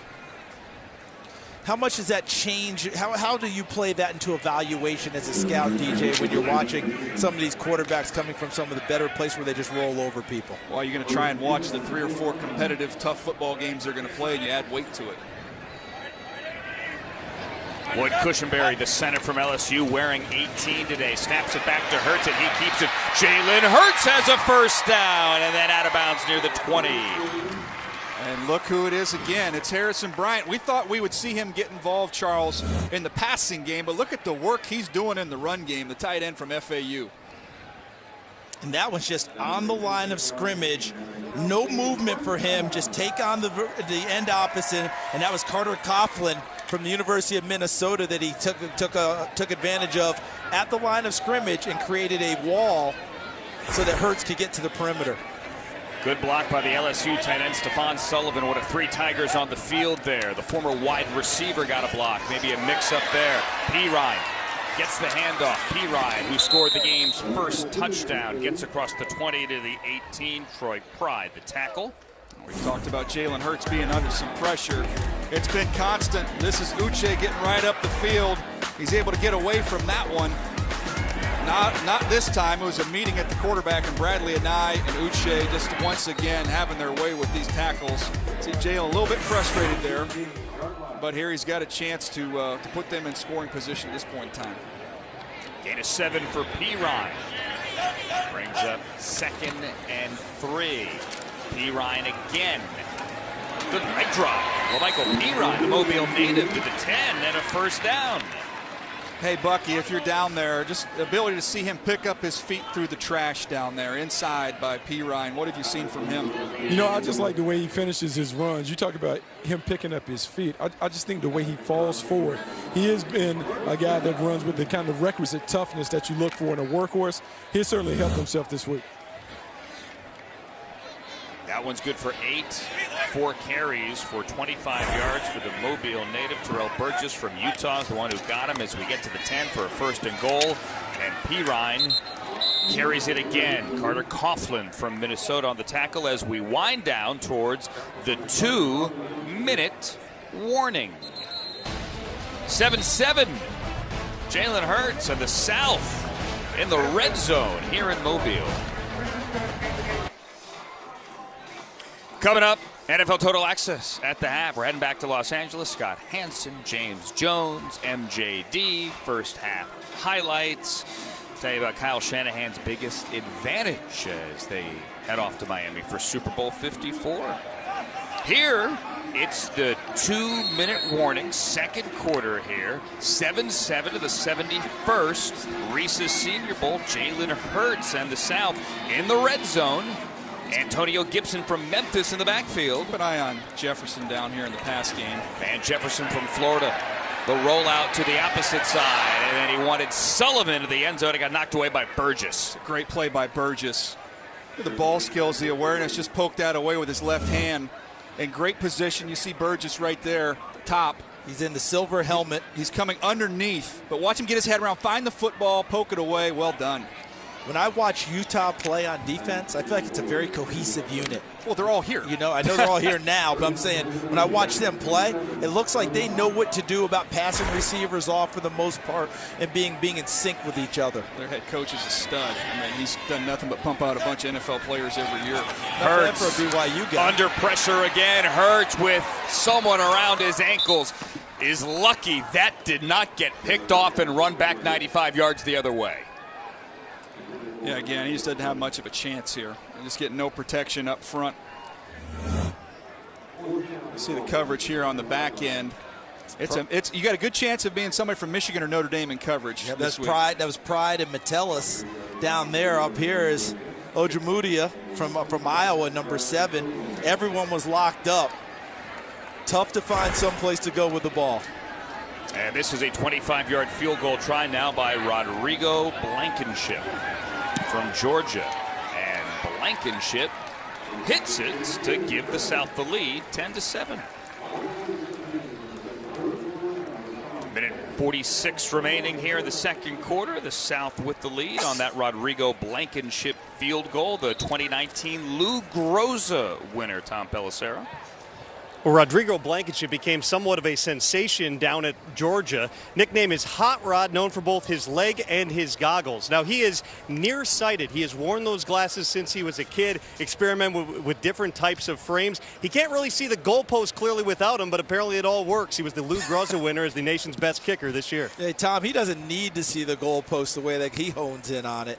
He got 2 good kickers in this game. And the kid from Georgia Southern, Bass, he was monster kicking in pregame warmups. But Blankenship, give him credit too, guys. You remember earlier this year when Georgia still had national title aspirations, he missed a big kick against South Carolina, bounced back, ended up having a monster year himself. Shea Patterson back for the North. Patterson, who threw an interception last time the North had the football, hits Brad Hopkins' son Bryson Hopkins from Purdue across the 32 as the clock winds to 1:30 remaining the 2nd quarter. Each team with a couple of timeouts.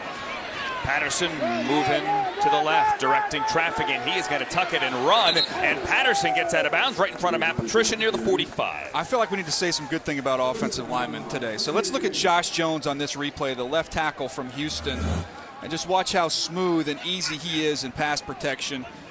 I thought he got beat a couple times on the first day of practice, and then he shut everybody down. Just his ability to slide, redirect. He's got strong hands. He can bend. He's got a chance to be a first-round player when it's all said and done. He's very light on his feet, but he took that power step, DJ, and just rode him on inside, didn't he? Absolutely. Lined up against Jonathan Grenard from Florida there. 1:21 to go after the scramble for 13 by Patterson, who hits Courtney Davis. And Davis works to the far sideline, trying to get out of bounds. He does. Vildor, who picked off Patterson last possession, runs him out of bounds after a gain of 4. Andrew, I snuck a peek here at Twitter to see what the buzz was about this game, and in between Bradley and I tweets, there was, your mock draft is absolutely terrible, @the_doctor. So come on, man, let's just enjoy the we can give my mock draft a break for the game. Can't we all just give it a break? Can't we all just get along in mock draft season? Yeah. The answer's no. Man, your son's pretty harsh. As Patterson, again, under pressure, is going to slide as Grenard was there. Travis Gibson from Tulsa as well.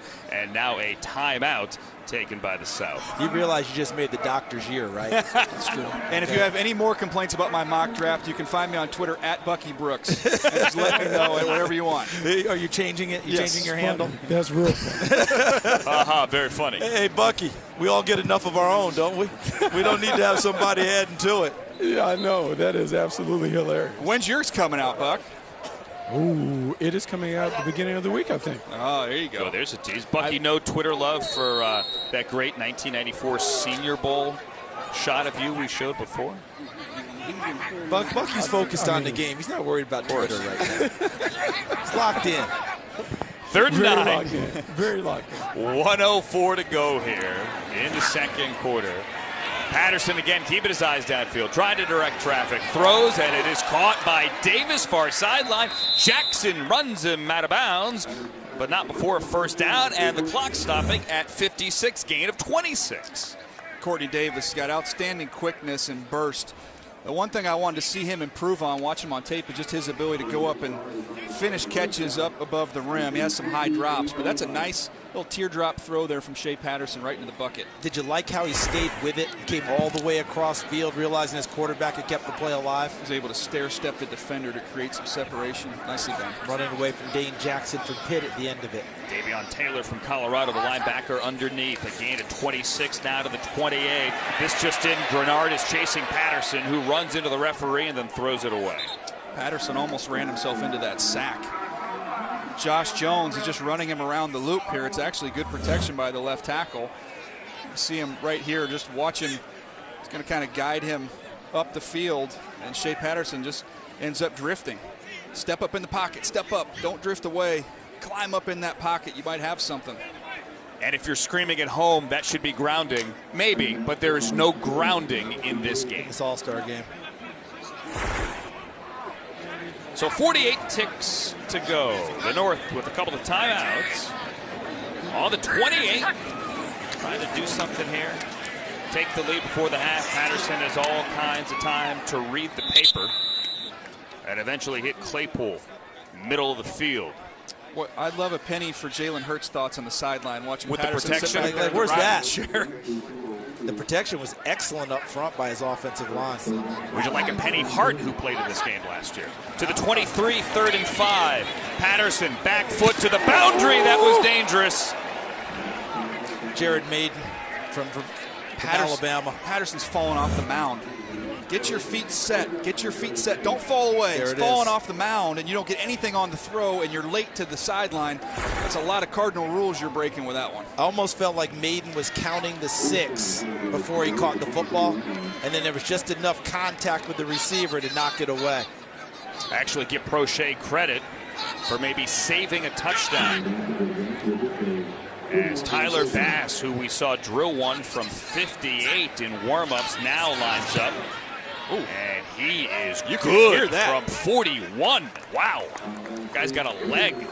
Tyler Bass from Georgia Southern. A couple of 50-yard field goals in his Georgia Southern career. Here is the much mentioned on Twitter DJ Mock Draft. Much maligned. That too. What you're saying? This is going to be interesting to see how this all shakes out. And when we look at it, just to have some fun here, that pick right there, the Detroit Lions at number 3. That's where this draft is going to be fun. We see their coaching staff here this week. Why is that so much fun at 3? Because what's the big deal at 3? Look at 5, 6, and 7. What is the deal at 3? 5, 6, 5, and 7. Quarterback needy. Check. 6, likely quarterback needy. 7, potentially quarterback needy. And you have that being the spot there with the Detroit That if people are going Lions. to come up. And there are people I've talked to this week inside the league that say I would not sleep on the Lions even being a quarterback. That's something we talked about in our own meetings, and I said I don't know why that's not a discussion point, that the Lions potentially do that as well. Let's see what Jalen Hurts can do. Jalen Hurts feels the pressure, and then he is going to be sacked. They're going to call him down. They're going to call him in the grasp with 6 seconds to go. Trayvon Hill got there off the edge as the boos come down here in Mobile.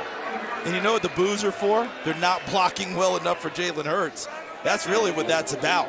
The people here in Alabama remember him fondly. He left Alabama under great circumstances, and they want to see him succeed. Beating Calvin Throckmorton, Doc Throck, the left tackle, as that is the end of the half. Let's head down to the sideline now with the coach of the North and Tom Pelissero.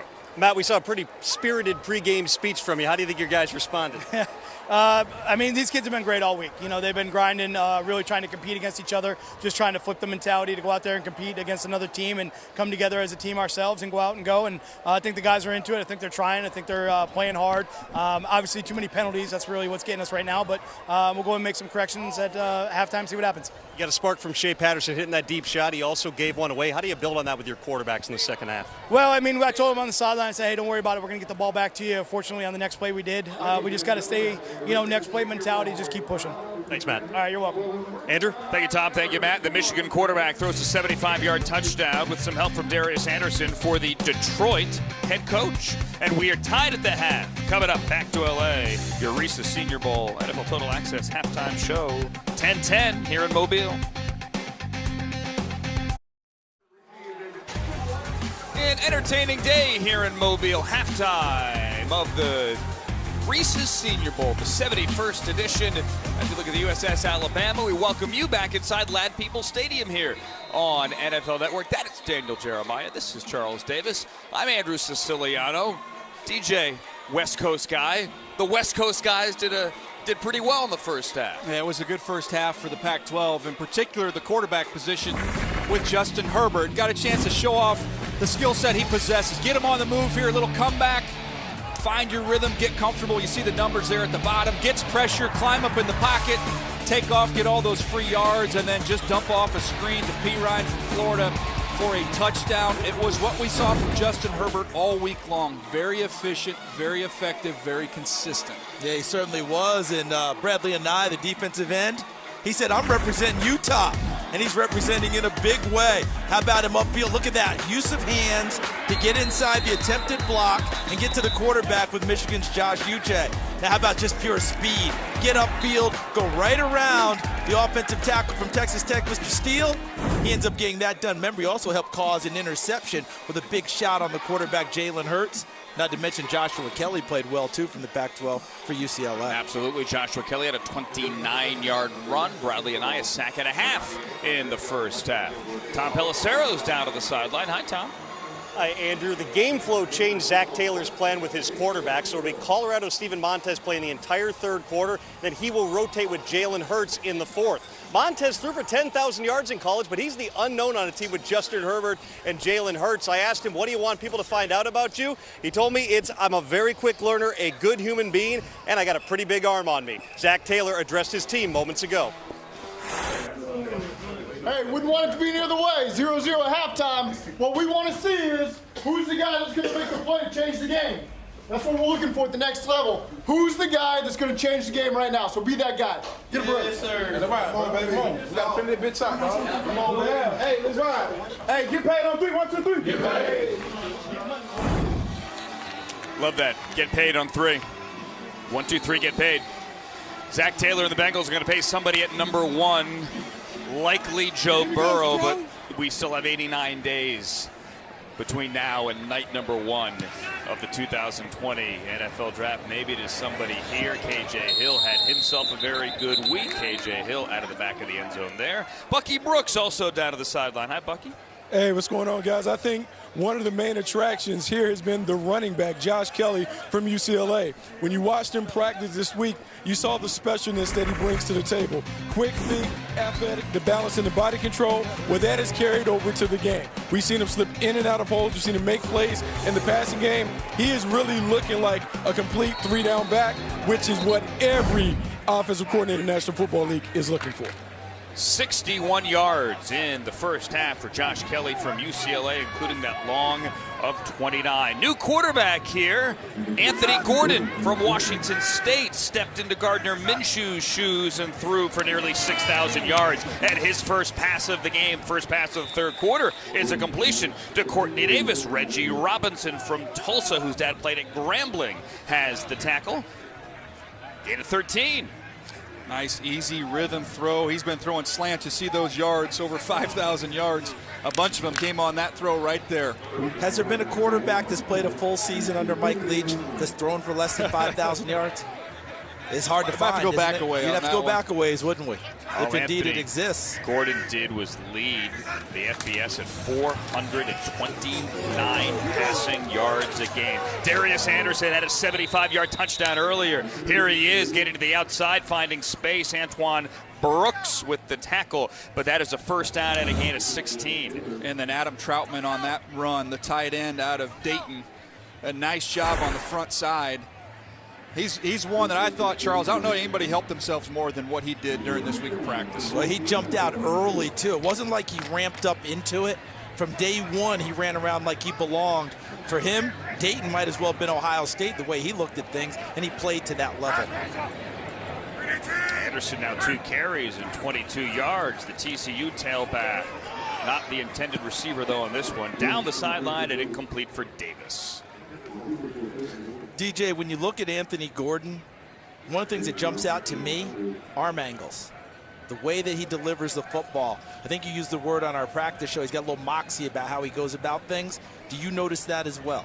Yeah, it's interesting. I think he's very comfortable using different arm angles, but when he moves around in the pocket, sometimes his accuracy can get away from him a little bit. That's one of the areas I was looking to see this week. Could he get better and show some improvement there?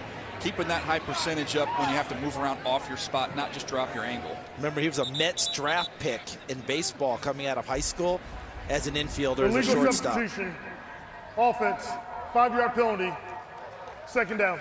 Yeah, I talked to him in pregame about it, and I said, was the shortstop, is that where I'm seeing all these arm angles? He said, absolutely. You just got to be able to get rid of it from that spot. And he said, Coach Leach allowed me to do all those things, and when mistakes were made, then we coached them and corrected them. But he said he also gave me free run to try and make plays, and he did a number of those up at Washington State. Gordon, a 36th round draft pick. We saw Shea Patterson earlier. He was a 38th round baseball draft pick. Back him up 5, 2nd and 15. Back to the north side of the field, crossing back over midfield there, and Bryson Hopkins catches that one. The Purdue tight end, first team Big Ten. His old man, his dad Brad, Titans first round pick in '93. When you get this static coverage, you can throw this spot route over the ball to the tight end all day long. We saw Herbert hit it a couple times. It's going to be there. There's so much space to work in. The coverages are not complicated. Easy sight lines, put it right on him. Jared Maiden, the second man in on the tackle I want to see Hill get going here. He had a great week of practice from Ohio State. He slotted left on 3rd and 4. It's Anderson out of the backfield, and again he gets loose down the sideline. Not a 75-yard touchdown this time, but it is enough for a first down before T.J. Brunson rides him out of bounds. Coming right at you, Darius Anderson out of TCU. Just swings out of the backfield. A nice easy ball from Anthony Gordon, puts it on. And remember the big play in the first half from Darius Anderson on a wheel route. Well schemed. Comes out of the backfield, goes a long way for a touchdown. His college head coach, Jerry Patterson, I'm going to name drop a little bit. Quick text, hey, how's my guy Darius Anderson doing? Coach, I think you're going to enjoy how he's doing when you watch the game back. It's a gain of 12. Anderson to the sideline. JaMychal Hasty into the game. A tailback, number 23 from Baylor. It's Mims from Baylor, though, on the end around. And Mims has blockers. Mims to the 10. Some trickery there for the North. Any type of change of direction in an all-star game, it's usually going to end up in your favor because you've got an over-aggressive, overflowing defense. You see the entire defense flow. You lose contain on the edge. That was Terrell Lewis, who collapsed inside and gave up the corner.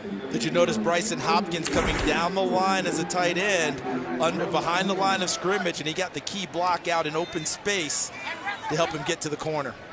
Good for a gain of 17. Takes him near the 12. Hasty cuts back. Jermichael Hasty, the 5. Hasty into the end zone for the touchdown. Nice vision. Nice vision. Reading the block from the center, Matt Hennessy from Temple, and just cutting right off of his hip for the touchdown. You're going to see Hennessy working in the middle here. He reads right off of him. That was him back there. Does a great job working on Broderick Washington, and that's a nice block up front and a great vision, great read by the back. And it's not just the initial block you're looking for as a scout, correct? You want to be able to stay attached, keep your feet moving, and keep working, correct? Absolutely. An 11-yard touchdown run for Jermichael Hasty, who scored 15 in his Baylor career. That adds another, his 16th. And now Bass on for the extra point. That is good. And the North takes the lead on Jermichael Hasty's touchdown run. It's 17-10. And then, you know what? Big man spike. Well done, Ben Brederson. So the North on top of the South, 17-10. Zach Taylor, Matt Patricia, both nice enough to wear a wire today. Take a listen. This is going to turn into a 2-minute drill here in a minute. Even though it's the end of the first quarter, it's going to turn into 2 minutes. Come on. We got to make some plays now. Let's go. We got to make some plays now. We got to go. Well, finish this drive off the right way, fellas. Nice job. Finish this the right way. Let's get in there. Come on. Give you one more run here. Gotcha. On this drive. See if you can't put it in there.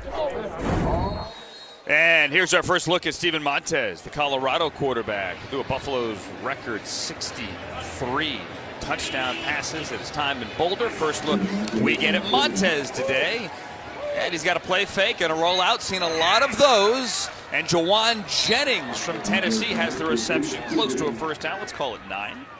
Thought that was good patience by Montez on the rollout because he allowed Jennings to actually clear through traffic to work his way open before he was able to put it on him.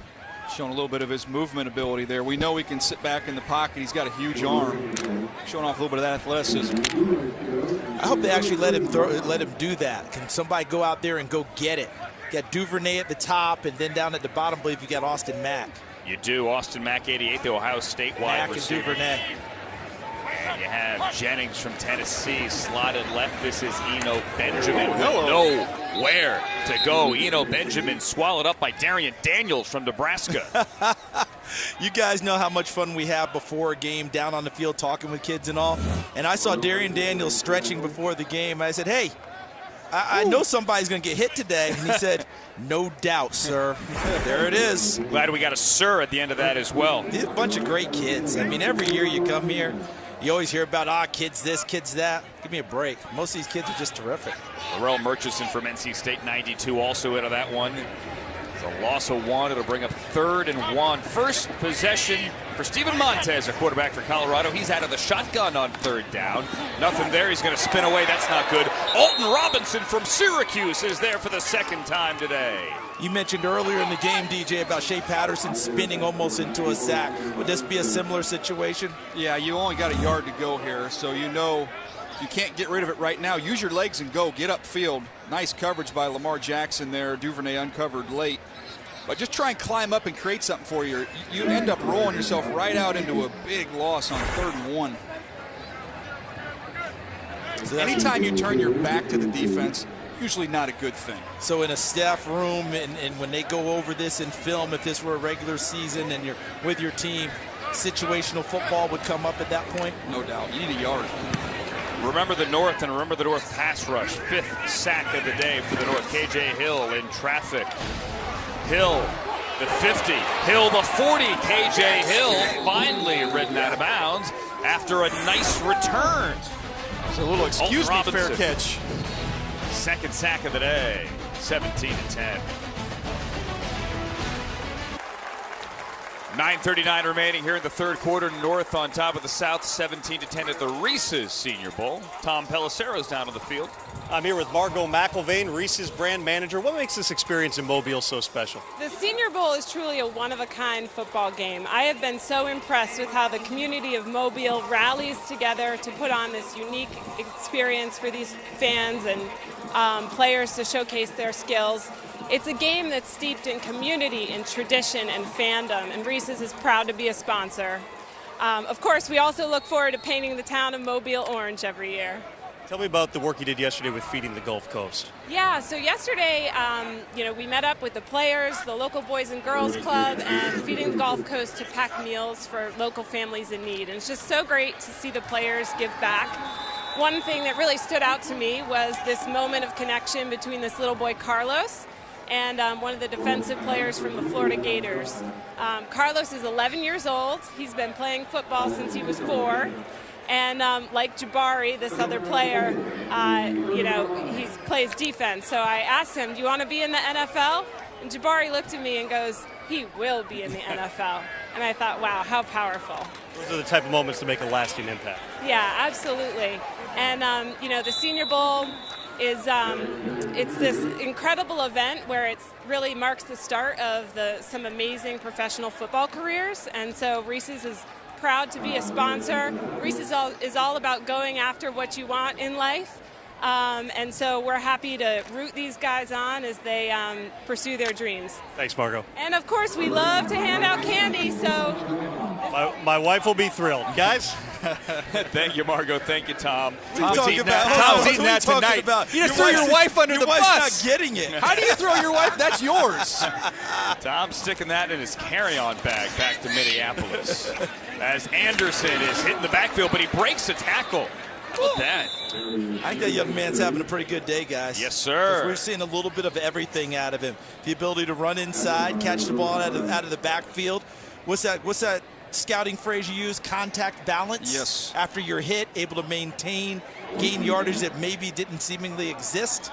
Like what I'm seeing out of Darius Anderson out of TCU. I do want to just tag what Tom was talking about down there. This week is such a fun, enjoyable experience for everybody involved in the process. Jim Nagy does such a great job, and it's my favorite week of the year. And that Florida player she is referencing, Jabari Zuniga, defensive tackle for the Gators. Exactly. As Gordon is back to pass. Gordon put it on Troutman, but he could not hang on. But how about the effort, DJ? I love. He gets that paw on it, just couldn't quite bring it in. It's good coverage. It's a good ball. Give him a chance. Is that Duggar? Duggar just knocks it away, knocks his arm down. It's a great play all the way around. See, that's what 220 pounds of safety can do for you. Have that strength to make a play on the football that looks like it might be a big-time catch. I asked Duggar what he was going to run. He said 4 threes. We always have guys who are extremely optimistic. Does anyone not say 4-3? Most guys will not give you a number. Believe it or not, they will not give you. He did not hesitate. Or he said, I will run 4-3. Or they give you a higher number so they can lower expectations. Third down. Gordon threads the needle. Gordon has a first down to Prochet inside the 10. Gordon does not have a huge arm, but the timing, anticipation, and accuracy is how he gets by. This ball is already up and right on him. How about how Prochet ran that route, DJ, to widen out in order to get the defense to widen out and then circles back into the vacated area. It was good all the way around. Let's give Troutman another chance down here and see if he can make a play down here in the red zone. If so, it'd be him right there. Got Kelly in the backfield. Gordon, Troutman. Troutman cannot get there. Wrestled down inside the 5 by Duggar. So that's Kyle Duggar on the coverage. And one of the things people wanted to know, so here's Troutman here, and here's Duggar. So what people want to know is what about Duggar's coverage ability? Not bad out in open space there. I talked with someone recently who said he's not just a box safety. They think with good work, he could be a single high type of safety in certain situations. I asked him, how the heck did you end up with Lenore Ryan? He said his freshman year in high school he was 5'6". Yeah, and he was, 175 coming out of high school. So was I. 5'6", that is. Andrew, tell the truth. Wait. 5'6" as a freshman and 5'6" as a senior. Okay. All right, nothing changed. And here's the guys I thought, small school guys, the big stage. They made a big statement. Gandy Golden from Liberty with some big-time catches down the field. We've talked about Troutman, Duggar. That matchup's been fun to watch. Unfortunately, Ben Barch from St. John's University was injured and unable to play today, but had a really good week of practice. And that's St. John's out of Minnesota, Division III power, and had a good week of practice. I thought he got better every day and got hurt near the end of the week. 3rd and goal. Gordon pats it a couple of times and throws a touchdown to Claypool. They failed to pass it off, and that was Duggar in the corner. It looked like they were not on the same page there. Let's go, baby!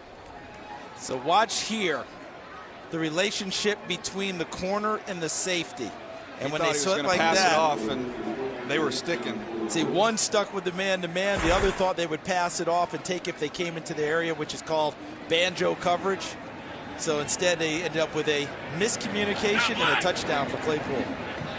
Claypool had 13 touchdowns for the Fighting Irish this past season. Led Notre Dame in every major receiving category and has a touchdown here to give the North a 2-score lead. 24-10 the score. Chase Claypool, the latest touchdown. 5:40 to go in the 3rd.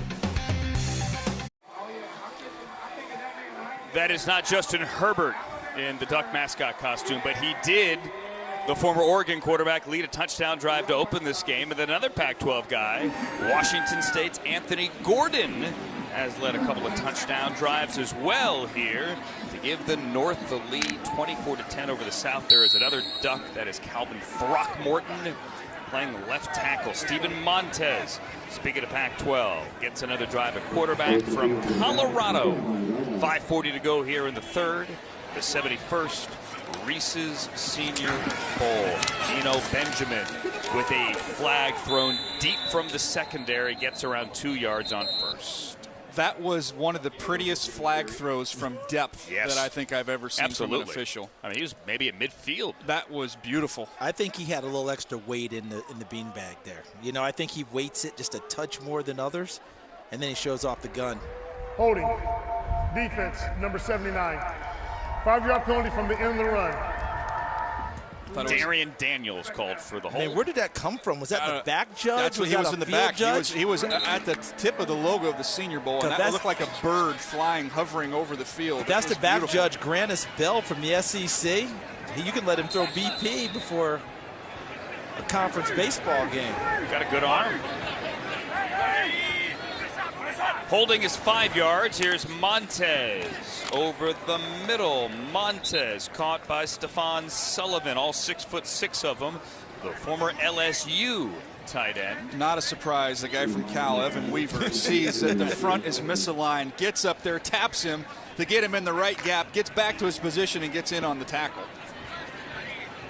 And Evan Weaver, the last 2 seasons, 159 tackles in 2017. There he is. 182. Get over. Get over. Look at him. 182 just this season, first-team All-American.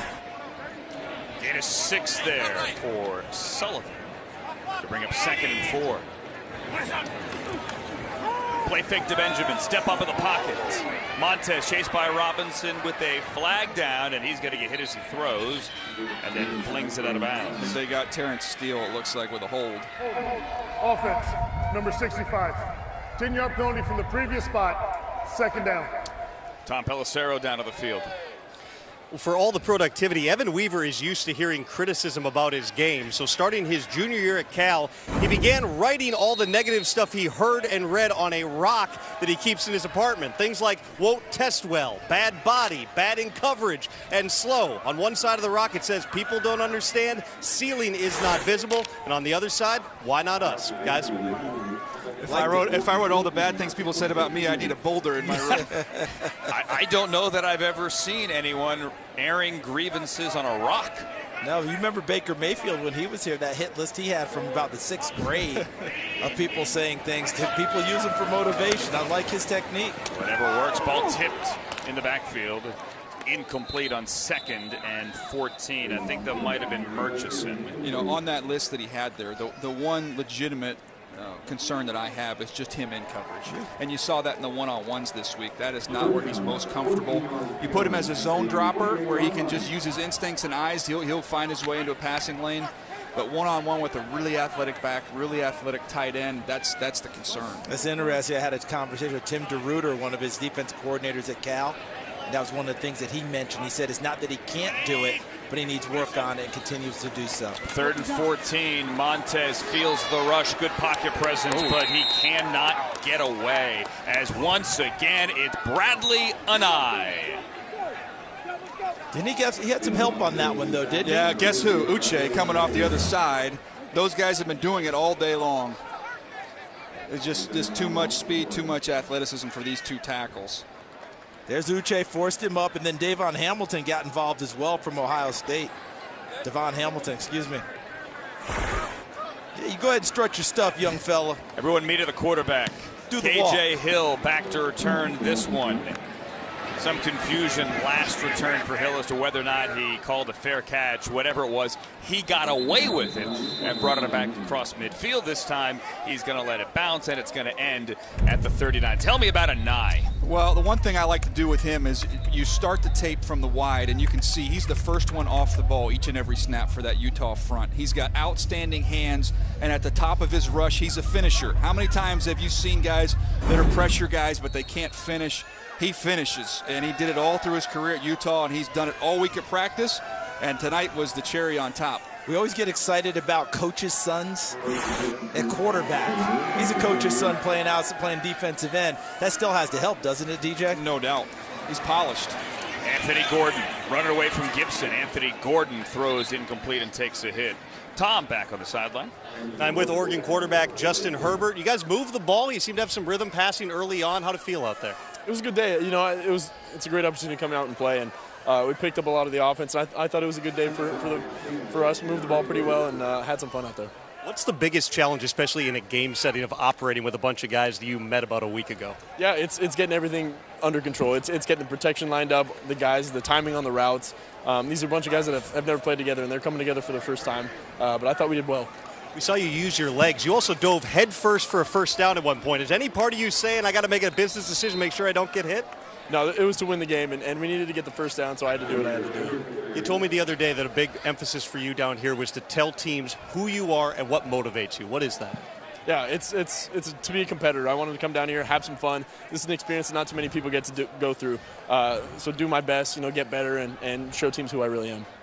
Daniel Jeremiah wants you to know he's really glad you didn't cut your hair for the job interview down here. Well, I appreciate that. It'll get cut soon, though, unfortunately. There's so much focus on Joe Burrow being the #1 overall pick. Do you think you gave the Bengals anything to think about with the future at the quarterback position? That's not really for me to decide. I came here to compete and have some fun and threw the ball pretty well and was just honored to be here.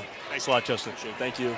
Guys? All right, thank you. So much to say about Justin Herbert's hair. I got a lot of blowback because we asked him about will you cut your hair? Are you going to let it keep growing? And I had somebody at NFL Network who will remain nameless. She may or may not host a show called Total Access who said do not allow him to cut his hair. There's nothing wrong with his hair.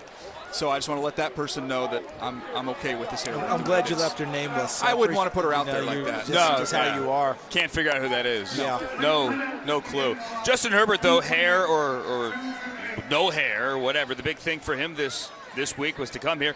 We know he has the physical tools, but to show that on and off the field he could be that loud leader. It's not a volume issue, but people wanted to see him as he interacted. And he mentioned that when we had an interview with him. So that was the one thing that he wanted to talk about. Well, when you look at him on tape, there's a lot to like about Justin Herbert. You see his ability. Just look at this ball on a line on a back shoulder. You see the velocity. Look at the ball placement here down the field. Now you see him on the move. Watch him drop this ball right in the bucket on the sideline. And then in the Rose Bowl, this is what we talked about earlier, he showed his ability in the zone read game to really get involved and be active with his athleticism. The man punt is going to go over Duggar's head, and that's going to get down by Weaver on the 1. Well done. Weaver's got a tackle on special teams. He's down one inside the 1. He's got a boatload of tackles on defense. That just checked up like a golf shot there. It's a zero surprise because that's who he is. No matter all that motivation he has, won't test well, all that. Excellent punt by Braden Mann. But Evan Weaver is one of those football players. You turn him on game day and turn him loose, and he finds a way to make plays. 2:18 remaining here in the third. Weaver, the Pac-12 Defensive Player of the Year, making a special teams play there. Montez in at quarterback. Michael Pirine, the Mobile native, in the backfield to his left. The North is going to get the South is going to get the ball. Hard count. The South is going to get the ball as Anai jumped into the end zone to start the fourth quarter. Wouldn't you be excited, too, with the day he's having? I said he's always first off the ball. Offside. Defense number 58, undebated to the quarterback. 5-yard penalty, first down. The way they've been able to heat up this group, I wouldn't be surprised to see a little bit more of that on 2, 3, first down, silent, whatever you got to do. Don't let these edge rushers with Anai and Uche stay in the rhythm they're in. What about a screen to Pirine? We saw that earlier in the game, went for a touchdown. Got to do something to try and tamp down this pass rush. With the South down 2 scores, down 14, 2:18 to go. There will be a 2-minute warning at the end of the third quarter. Pirine through the line, breaking an ankle tackle, getting across the 15. Uche eventually got him as we are approaching the third quarter. 2-minute warning. The North with a 14-point lead. The South with the football. Trying to maybe double up. Get the football to start the fourth as well here in Mobile.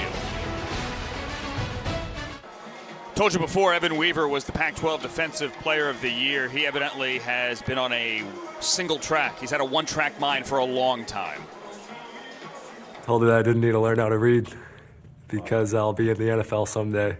And then she asked me, well, how are you going to read your contract? And I told her my mom's a lawyer. She can do it for me. Thankfully, though, I learned how to read, so that's not a problem anymore. Pretty good wisdom for a first-grade teacher. That's great. I wonder if he's kept in contact with that first-grade teacher, because that would be that's cool. That's a pretty cool thing. Nice little bond that they will have forever. Do you remember who your first-grade teacher was? I certainly do, Mrs. Baker. Okay. I'm embarrassed. I don't.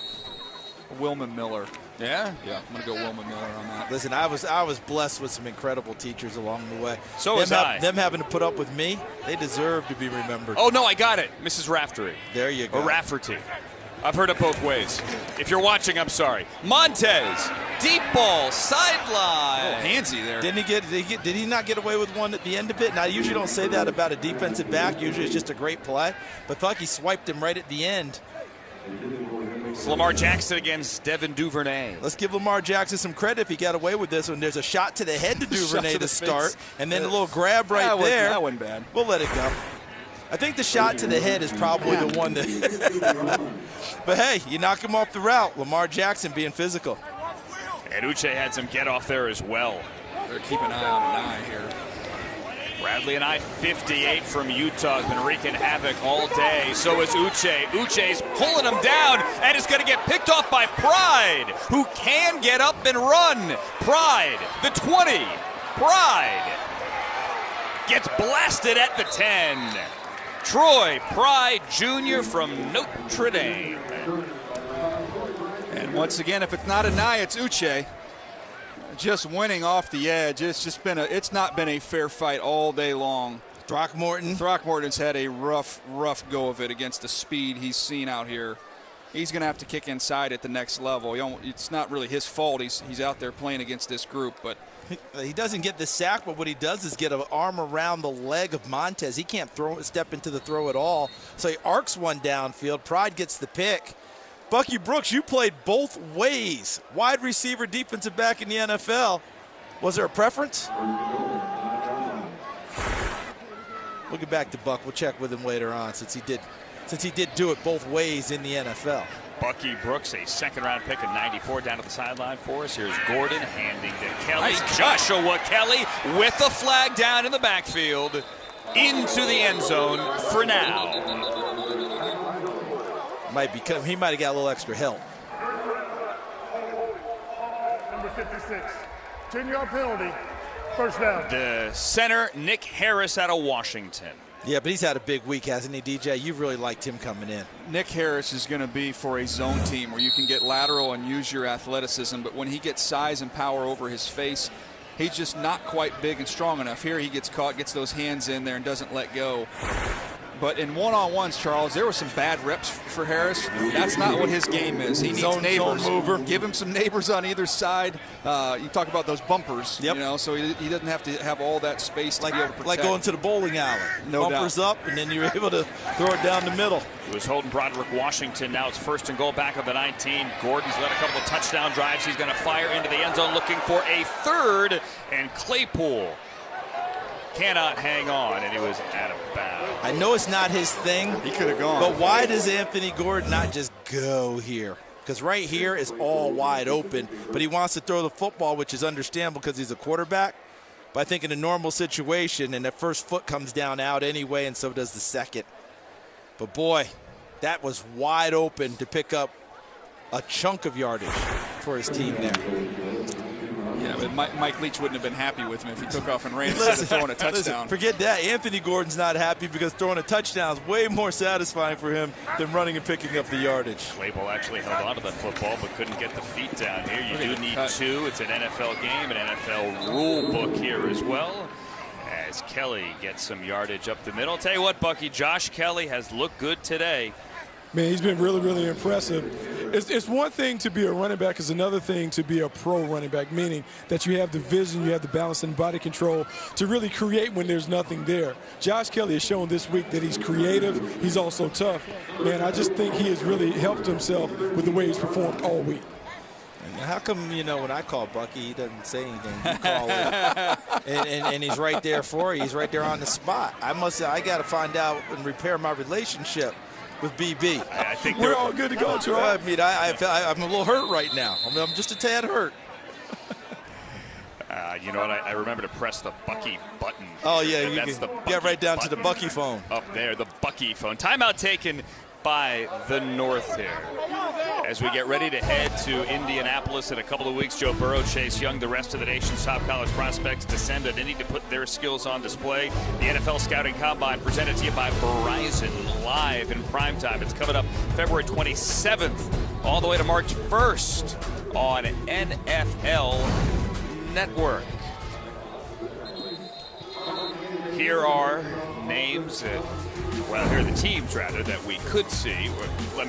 Let's use take two. Here's the top 10 in the draft. Or that. Yes, the Bengals picking number 1, the Lions picking number 3. And it feels like the Redskins there at 2. Looks like the Chase Young pick. The Bengals will be a quarterback. We assume it's going to be Joe Burrow.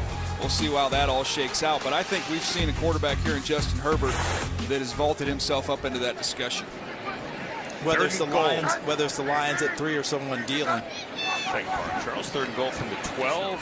Kelly weaving through traffic down near the 5. It'll be 4th down. The North with the football now. The South is going to get the football to start the 4th quarter.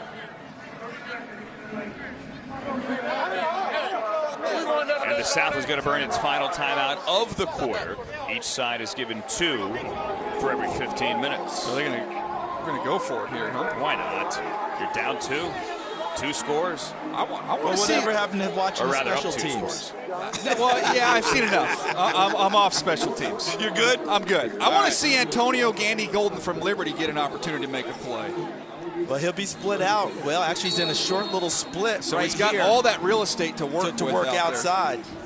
4th down. Gandy Golden and Prochet to the right. Davis to the left, rather. Davis to the right. Gordon throws it back in the end zone. There's Gandy Golden. He gets the feet down. That's a touchdown. Who's calling plays? Well, you're calling every one of them. I think DJ's calling plays. You're both calling. He is knocking it out. That's what this dude can do, though, down in the red zone. He's a weapon. He's 6'3½", 222 pounds. Do you expect him to go outside for a jump ball? No, he's going to come dragging all the way across the field, show you a little speed to separate. Jackson tried to grab his shirt, was unable to get it. I don't know if he did not get that second foot down. There's no replay. Don't worry about that. I didn't see anything. But he would have been in the end zone, so he would have been fine. But here's the other part. Did we not talk about Anthony Gordon and arm angles and being a former shortstop with delivery? How about that one there? And now Bass on for the extra point. Anthony Gordon has led another touchdown drive for the North. 31-10 the lead now over the South. He's on my list of jump ball guys. You get down in the red zone, you win games third down and red zone. You look at Courtney Davis, made a spectacular catch in the red zone this week. He's very athletic. Hey, we just saw Gandy Golden do his thing. Denzel Mims, very similar to a T. Higgins, who we're going to get to see at the Combine from Clemson. Michael Pittman had a good start to the week before he got hurt. Anthony Jennings would like to be on this list, but that's the Tennessee Jennings we're talking about here. Talk about Jawan. Jawan Jennings. Hey, Mama, how you doing? I know you understand, but I love you. Happy birthday to Liberty, because we just scored our first touchdown in the first Senior Bowl. Thank all these guys for being out. There you go. Outstanding. I love it. Outstanding. You want to talk about an athlete? This dude, they put a bowling alley at Liberty. They built one there. He didn't have anything to do, so he said, I'm going to pick up bowling. Within 2 months, he bowled a perfect game. Come on. Just so you know, I don't like people like that. They make the rest of us feel really inferior. Colin Johnson with the reception there for the South, which can't stop the clock in the final 10 seconds here, the third quarter. Steven Montez throwing underneath. That's incomplete, intended for Lipscomb, and that will stop the clock. Tom? I'm glad DJ brought up Antonio Gandy Golden's bowling prowess, better known as AGG. He's been flashing his athletic ability the entire week. Check this out. He grew up doing gymnastics, can still put on pretty good tumbling routine, also happens to be a whiz with a Rubik's Cube, and yes, he has bowled a 300 game. I asked him if he said he studied graphic design. I said, would you rather be a graphic designer or would you rather be a pro bowler? Assuming, when your football career's over. He goes, how much does a pro bowler make? I don't know that. I don't know what a pro bowler makes. That's a good question. He can be a pro bowler and a pro bowler. Montez. I like how he thinks, though. You see the bowling? See proof? He's a lefty with a spinner. Wow. He's a spinner, too. And that's just a casual delivery. Look at that. Look at that! From the left side, that looks like Mark Roth. Mark Roth in his prime, guys. Knocking him down. And now here's the gymnastics ability you talked about, DJ. This is freaky. He's got other ones, and look how he walks off like, this is another one here. Look at this one. Okay, who does this remind you of a few years ago? It's what Bucky does after all of our Movement 6 podcasts. Colin Saunders last year was doing backflip. You guys remember JPP, Jason Pierre-Paul, when he came out in South Florida? We saw Colin Saunders do it last year. Yes, we did, celebrating the birth of his child. Bucky, is that how you warm up each and every game? That's exactly how I warm up each and every day. Some backflips, forward rolls, some somersaults, all of it. That's what Bucky did this week on his birthday when we brought him a cake down on the field during practice. Yeah, with the trick candles. Hey, I was asking you earlier, Bucky, having played both sides of the ball, when you started as a receiver, were you always looking for flags when you were running downfield against DBs? And then when you flipped over defensive back, you got mad when you saw a flag, didn't you? Absolutely. But I would say this, and DJ and I have talked about it. Anyone who measures 6 feet in high school, they should really think about playing defensive back because there's such a premium in tall guys who have ball skills. We're seeing it down here. The 6 feet guys are really being buzzed about. Final play of the quarter. Montez, man on. Montez brought down by Wilkes from Michigan State. And that is how the quarter will end. The North up big. Bradley and I and everyone getting after the passers. 31-10 heading into the fourth. Alert the flea flicker. Alert the flea flicker. They got that trick play? Matt, alert for the flea flicker. That's what you're saying. Yeah, change a quarter right now. Something's up. I know they got a couple trick plays out there, so we're just trying to be alert, giving our guys some communication. Well, you had me call this play base cover 6. Yeah, 100%. So if this goes for a touchdown, you're fired. You're not allowed to come back out here call any more defenses. So you don't need to tell everybody our calls either. It's supposed to be internal. Sorry, I blew that. This is never going to happen again now. We talk so much about the quarterbacks and the skill players in this game. How about the fact that your defense so far, 7 sacks and 2 interceptions in this game? Yeah, I think those guys have done a good job up front. They're really trying to, do everything we're asking to from a pass rush standpoint. So it's good to see that. We know they got a bunch of great quarterbacks over there, so we got to keep after them and make sure that they can't change the game. Does it kill you on some level? You can't blitz at all. There's definitely some opportunities in here where you'd like to send the house. What are you looking for in this setting, in the game, to say, I can see that guy as a part of the Detroit Lions? Well, I think definitely for us it's about some of the adjustments that we're making and communication, certainly the competition part of it. We're always looking for that and, just see how they go. So who's impressed you? I'm gonna let everybody wonder about that, but I think our team has just done a great job impressing me from that standpoint. Their work ethic through the course of this week, their competition right now, from that standpoint, I think they're trying to do everything the right way. You can just go ahead and give me the whole draft plan if you want. That'd be helpful. Yeah, with the third pick, we're gonna take. And we've lost Matt. Matt saw something he didn't like, guys. That's a walk-off. That is a walk-off. Hey, Tom. Yep. I think if you hadn't called the base cover 6, he might have given you the third pick. I think we had it. You know, if you hadn't called that out, you might have had it. You were right there. Hey, they stopped him on that play, didn't they? They sure did. Well done, sir. Well done. Thank you, Matt Patricia, for wearing the microphone, agreeing to that interview there with Tom as well. Hey, Tom, can I ask Tom something real quick? Go for it. Tom, if you offer him your giant Reese's cups, do you think he'll give you his pencil? No. Would you trade a giant Reese's cup for your pencil? It's a great question. I might have a few of those packed in my bag already. Those are definitely going home with me right now. This is the ultimate game for you. I mean, candy. I mean, how can you go wrong, right? Peanut butter chocolate, that's my favorite. I think, look, the draft is great. The evaluation of the players is great. One of the best connections I made was with the Reese's guy. I love the honesty. The Reese's guy will have his own box in Ford Field next year. Can the Reese's guy get his own box in Ford Field? I mean, he could sit in my box. He's done. Thanks, Matt.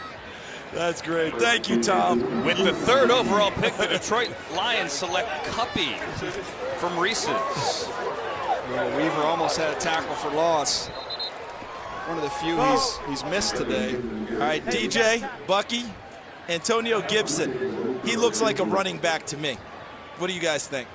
That's how he's built, and that's how he's going to be used. I think when you look at Tony Pollard, same school, the same success he had with the Cowboys, I think a similar role. Bucky? Yeah, no, I think he's that complimentary back, the guy that comes in, spells, that can do some of the third down stuff. But what I've really been impressed with, his ability to run inside. You like to have guys that can change pace back but can run in between the tackles. We asked Gibson before the game, what are you, running back, wide receiver? He said football player. But what do you introduce yourself as? Football player. 14 touchdowns on 77 offensive touches a year ago. Did you notice Jamal Singleton, the running backs coach, while he was saying that? He kept saying running back, running back. Well, he said he better say running back. I'm standing Running here back. and I can hear you. 3rd and 2 now with Antonio Gibson in the backfield. Matt Patricia's team eating their peanut butter and chocolate with 21 third quarter points to stretch this lead out. It was 10-10 at the half. I think Gibson got that first down. That's the inside running that Bucky's talking about. It's not always going to be monster runs and breaking into the secondary. Can you drop a shoulder when you need 2 yards and pick up the necessary yardage? And Antonio Gibson does that. Good push. There's Damian Lewis. And he's had a great from week. LSU. Have a terrific week. Cushenberry 18. But at the end of it, Antonio Gibson dropped the shoulder and got the necessary yardage. 3 minutes into the fourth quarter, South with the football. Not exactly showing a lot of urgency here with Jalen Hurts, a quarterback, down 3 touchdowns. Eno Benjamin from Arizona State is his running back to the right. See Duvernay get a chance to get something down the field at some point in time. Hurts to Benjamin. Tries to make a move, makes one man miss, but can't get away from Khalil Hudson near the 40. Now he makes a nice move on Asang Bassi in the open field, but watch how Bassi stays with it. This is what you evaluate as well. Yeah, he missed him there, but watch Bassi get up off the ground and get back in and get involved in the play with Khalil Hudson. I like that. That's good effort. Doesn't just drop his head and give up on the play. Well, you are a team that's down big here. Why not get a chunk here? You've got Duvernay with all this speed. Let's use it. Let's take a shot. Or how about going hurry up? Our play caller's getting a little upset up here. Austin Mack wide to the right for Ohio State. He's not going to get the football. Just going to run the clock and run Eno Benjamin. You know, we asked Benjamin earlier in the week, where did you learn that spin move?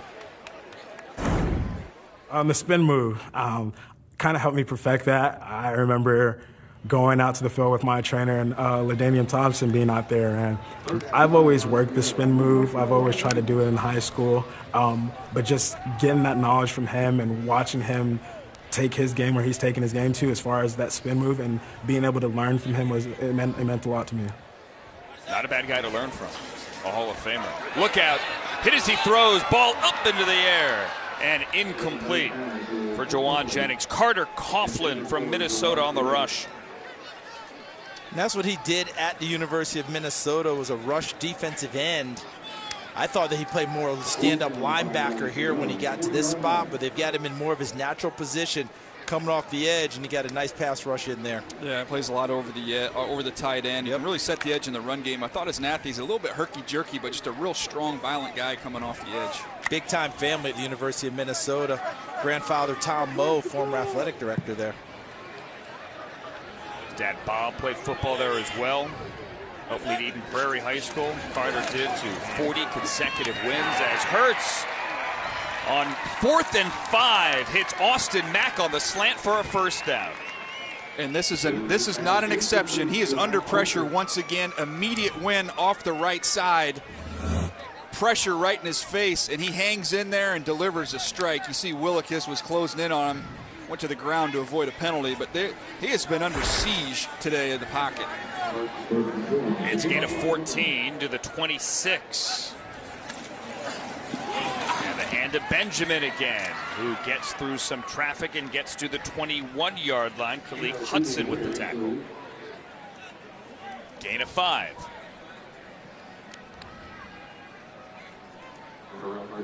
Under 10 to go here in the fourth quarter. The North leading the South 31-10.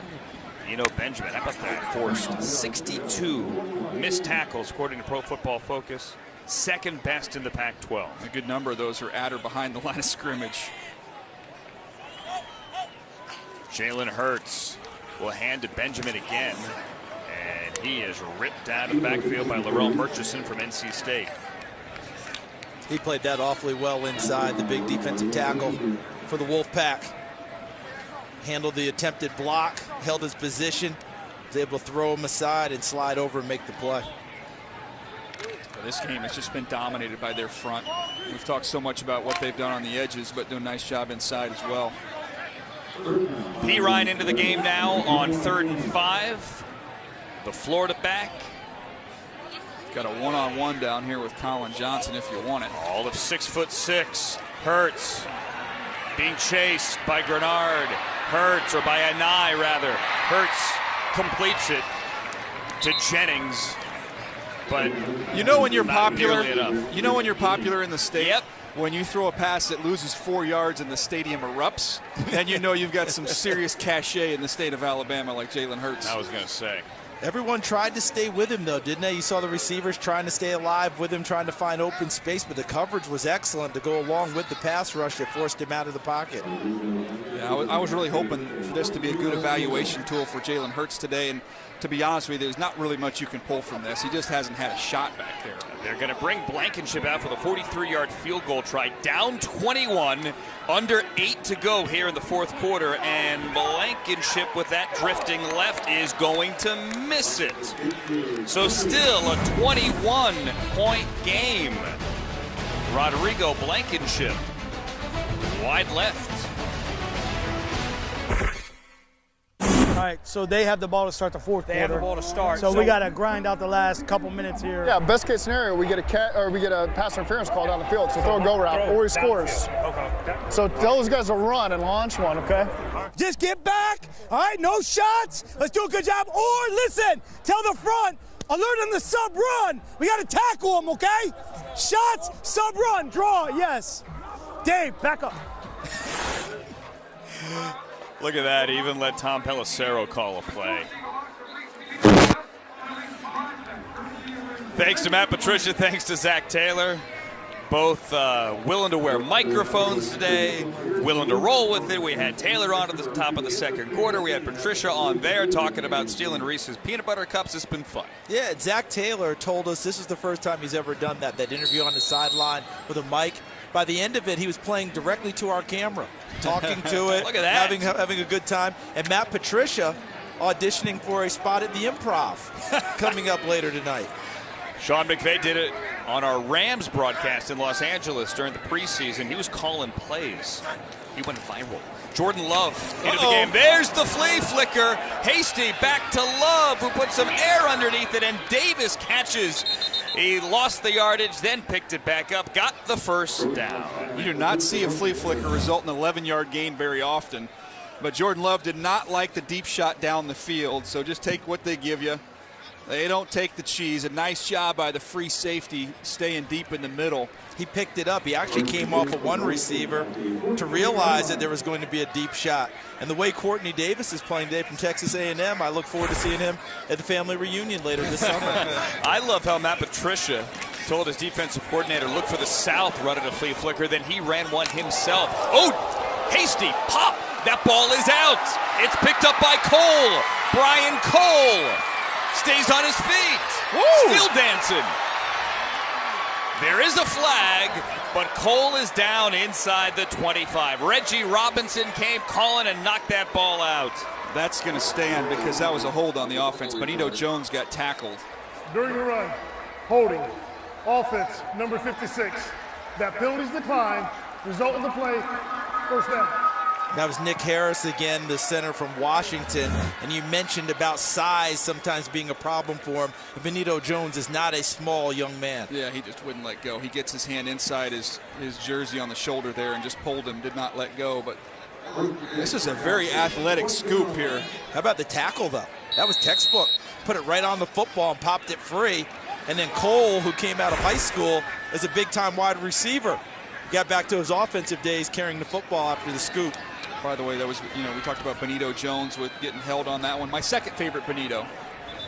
Santiago's always going to be number one on that list as a Padre fan. You scared me for a moment. He was throwing people there. out from his knees. You scared me for a minute there. I was like, you're not going there, are you? I thought you were going to say like Benito Applebaum, which is not actually the song, but you mentioned Cole, a wide receiver. He actually went to Michigan to play wide receiver. 3 games in 2015, eventually left, ended up at Mississippi State playing DB, but you saw some of those wide receiver skills there.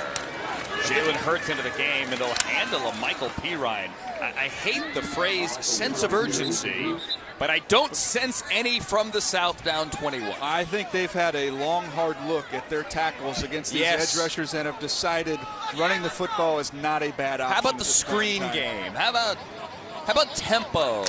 Well, I want to see him again. You mean up the tempo? Yes. Charles, we've talked about Harrison Bryant a bunch. Yeah. And he's been great in the run game. He just hasn't got many opportunities in the passing game. Well, part of that is you just don't have time to get the ball downfield very much, although I would think with Harrison Bryant, you could get it to him very quickly on some of those shorter routes and let him go to work in the open field. Jalen Hurts under pressure, lofting, end zone. Sullivan, 6'6", has it in his hands, but out of bounds. O.J. Moody, I think he had really nice coverage on the sideline. He was right on him and pretty much ran him over the sideline to give him no chance to come back in. And a nice little hook on the arm, too, but that's okay. But see how he left him no room to come down? That's a good job by O.J. Moutier. Pistol Pete, the Oklahoma State mascot, in the background, getting a good look at that one. And he said, out of bounds. 3rd and 6 for Jalen Hurts. That's what I'm talking about. Take a shot at the end zone. And by the way, you're not arguing Pistol Pete's call, are you? No, I generally don't. He is armed. Colin Johnson, bottom of your screen. Hurts instead throws to the right. Jennings, touchdown. Tennessee, Charles Davis.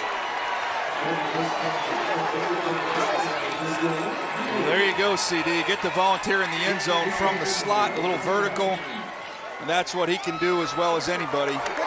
What list was he on for you again? He's on my jump ball list. All right, see him good upfield.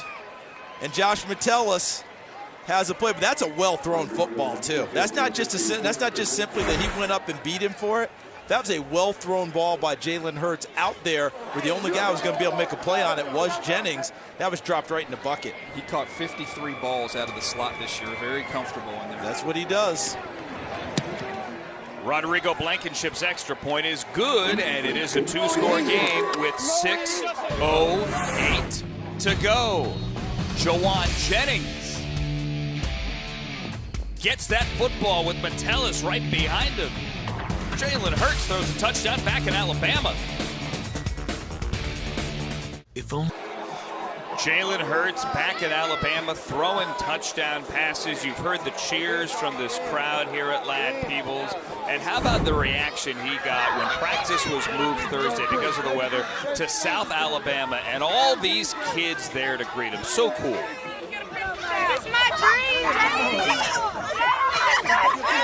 Thanks to Tyler Dragon there on the Twitter who filmed it. Actually used to work with us in LA at NFL Network. Jalen Hurts throwing touchdown passes in the state of Alabama. And if you're asking, what are those little hearts, the yellow hearts on the back of the helmets today? All the players have those stickers on their helmets. Those are kids, those are patients from the University of South Alabama Children's and Women's Hospital. So great week all around in the community and here on the field. Jordan Love back into the game. The Utah State quarterback Joshua Kelly has had a strong day. Lowers his shoulder and gets even more yardage, now approaching 80 on the day. Kyle Duggar with the tackle. Bucky, you feeling like a proud papa right now watching Joshua Kelly? We mentioned him at the half, and you were running with it about him. I am really excited about him. I mean, look, DJ has talked about it's uncommon for someone to transfer up and to have success like he has had.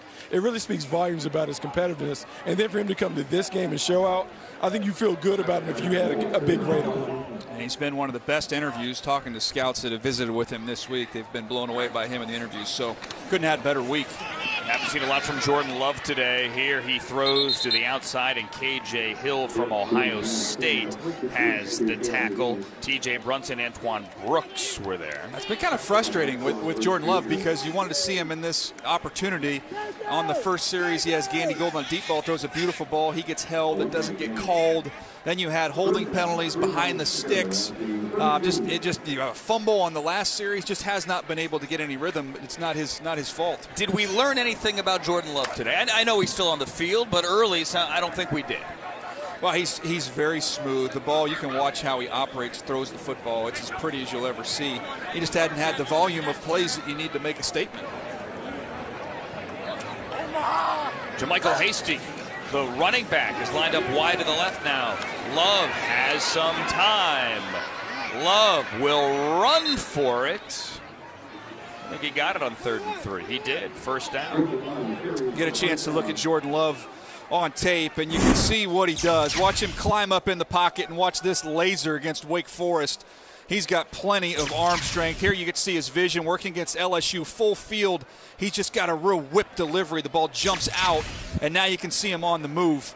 Watch him get outside, vision down the field, and watch him throw this ball off platform, and look where he places it. It is an extremely talented individual who did not have a lot of talent around him this season. And all that tape was from this season, correct? That's the LSU team that won the national title. Yes, and he had 3 interceptions in that game, but when you watch it, he has some unbelievable throws that are dropped down the field.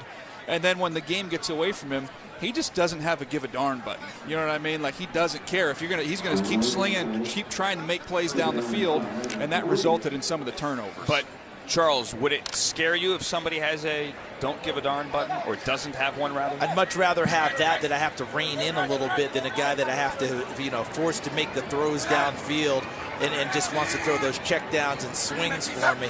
I'd much rather have what Jordan Love brings to the table. Second down, give to Kelly, who puts his foot in the ground, makes a move past Duggar, who jumped on his back, but that's close to a first down. I'd love to bring Bucky in on that, Buck, just because when you have a guy with his skill set, what it does to the volume of your playbook. I mean, it just expands it. Like, when you have a guy that is versatile like that, like, you can do so much with it. I think as we're seeing in the National Football League, these creative offensive coordinators, when they have guys that can bring other stuff to the table, it allows them to dig a little deeper, make it harder for the offense and the defense. Josh Kelly got 4 there, sets up a 3rd and 1. Would love to see Love march his team down the field here, put a good drive on tape. Duggar in the backfield on 3rd and 1, hits Kelly and drops him short of the first down. How is a safety making a tackle for loss in a no blitzing game? That's called straight ahead pursuit. So watch Coatney inside and watch Duggar here. Coatney forces him and flushes him, and Duggar reads the play and gets upfield. Technically within the rules. Yes, no stunting, no blitzing, just making a play once the ball was handed off. It's not a run blitz. Timeout here taken by the South. It's 4th down, 4th and 1. Let's see what the South does on 4th down. Down 2 touchdowns when we come back here at Mobile.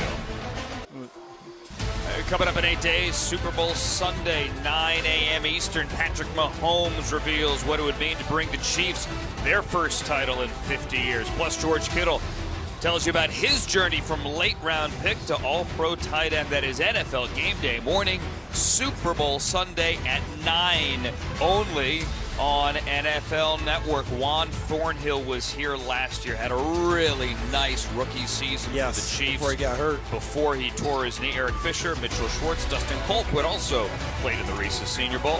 Hey, part of what Kansas City's season was about was getting Eric Fisher back at left tackle. You remember when he got hurt, it hurt their offense in a big way, and their offensive line went through some flux, but getting Fisher back and Schwartz at the right tackle, they're pretty darn good. Play fake on 4th down, and Love will slide. You might have heard an oh shoot on the play fake, and Love gets it to midfield. It's a time. That's when you know you've got a good play fake on, Yes. when you hear that. That's called validation. Under 3 to go. I should correct. As long as it's the defensive player. Yes. If it's the offensive player saying that, you might want to get your head around real quick. Timeout taken by the South to stop the clock at 2:48. The clock will stop again for Zach Taylor's South Side at the 2-minute warning. Down a couple of touchdowns. The Bengals cheerleaders as well here. Lions cheerleaders here too. They've got an interesting offseason with some decisions. See if they can get A.J. Green locked up. Oh, I thought you meant the Bengals cheerleaders. No, not okay. the I mean, that's what was on the screen. No, I'm sure they will have tryouts, and I wish them all the best. But you're talking about A.J. Green. I'm talking about what they can do in the offseason, because I think if they were able to get, say it's a Joe Burrow, as we assume who it is, you get A.J. Green back healthy. Last year's first-round pick, Jonah Williams, comes back healthy. We know what they have in the backfield with Joe Mixon and what a talent he is. This could be a really good, young, exciting offense very fast. And they got some play from Auden Tate at receiver that I'm not sure people were expecting. So, you know, you got some pieces down the defensive side. Geno Atkins, Carlos Dunlap. You've got some blocks Jesse to build Bates on. is a good Jesse young Bates, safety. a good safety out of Wake Forest, patrols the middle. Remember, he was so good that as a rookie, they cut George Iloka before the preseason was even over. So they've got some blocks to build on. They've got a lot to do. But I don't think it's quite as dire, even though they're picking at #1, as to say, well, they're 10 years off. They're not 10 years off. No one really should be in the NFL if they're doing it the right way. Let's hope not. The Bengals, we had Duke Tobin up here. Their head of player personnel have the first pick in the first, the second, the third round. With most people think they're taking a quarterback, with Andy Dalton's situation still unresolved, as Kelly carries across the 40 for a first down and then goes down inbounds. How you doing there, Bucky? Because Matt Peart from UConn just leveled a nice block to help your guy out. But I know right now you're a little misty, aren't you? I mean, you're feeling it about Josh Kelly. Look, he is really put on the show. And then I think the situational awareness to stay inbounds.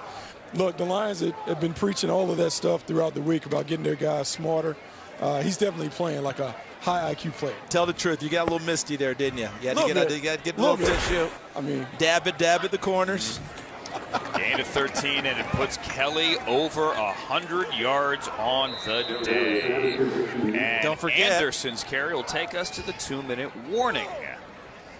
So the North with a 2-touchdown lead, trying to run the clock out. Good coaching, smart running there by Josh Kelly, almost through the 71st edition of the Reese's Senior Bowl here in Mobile.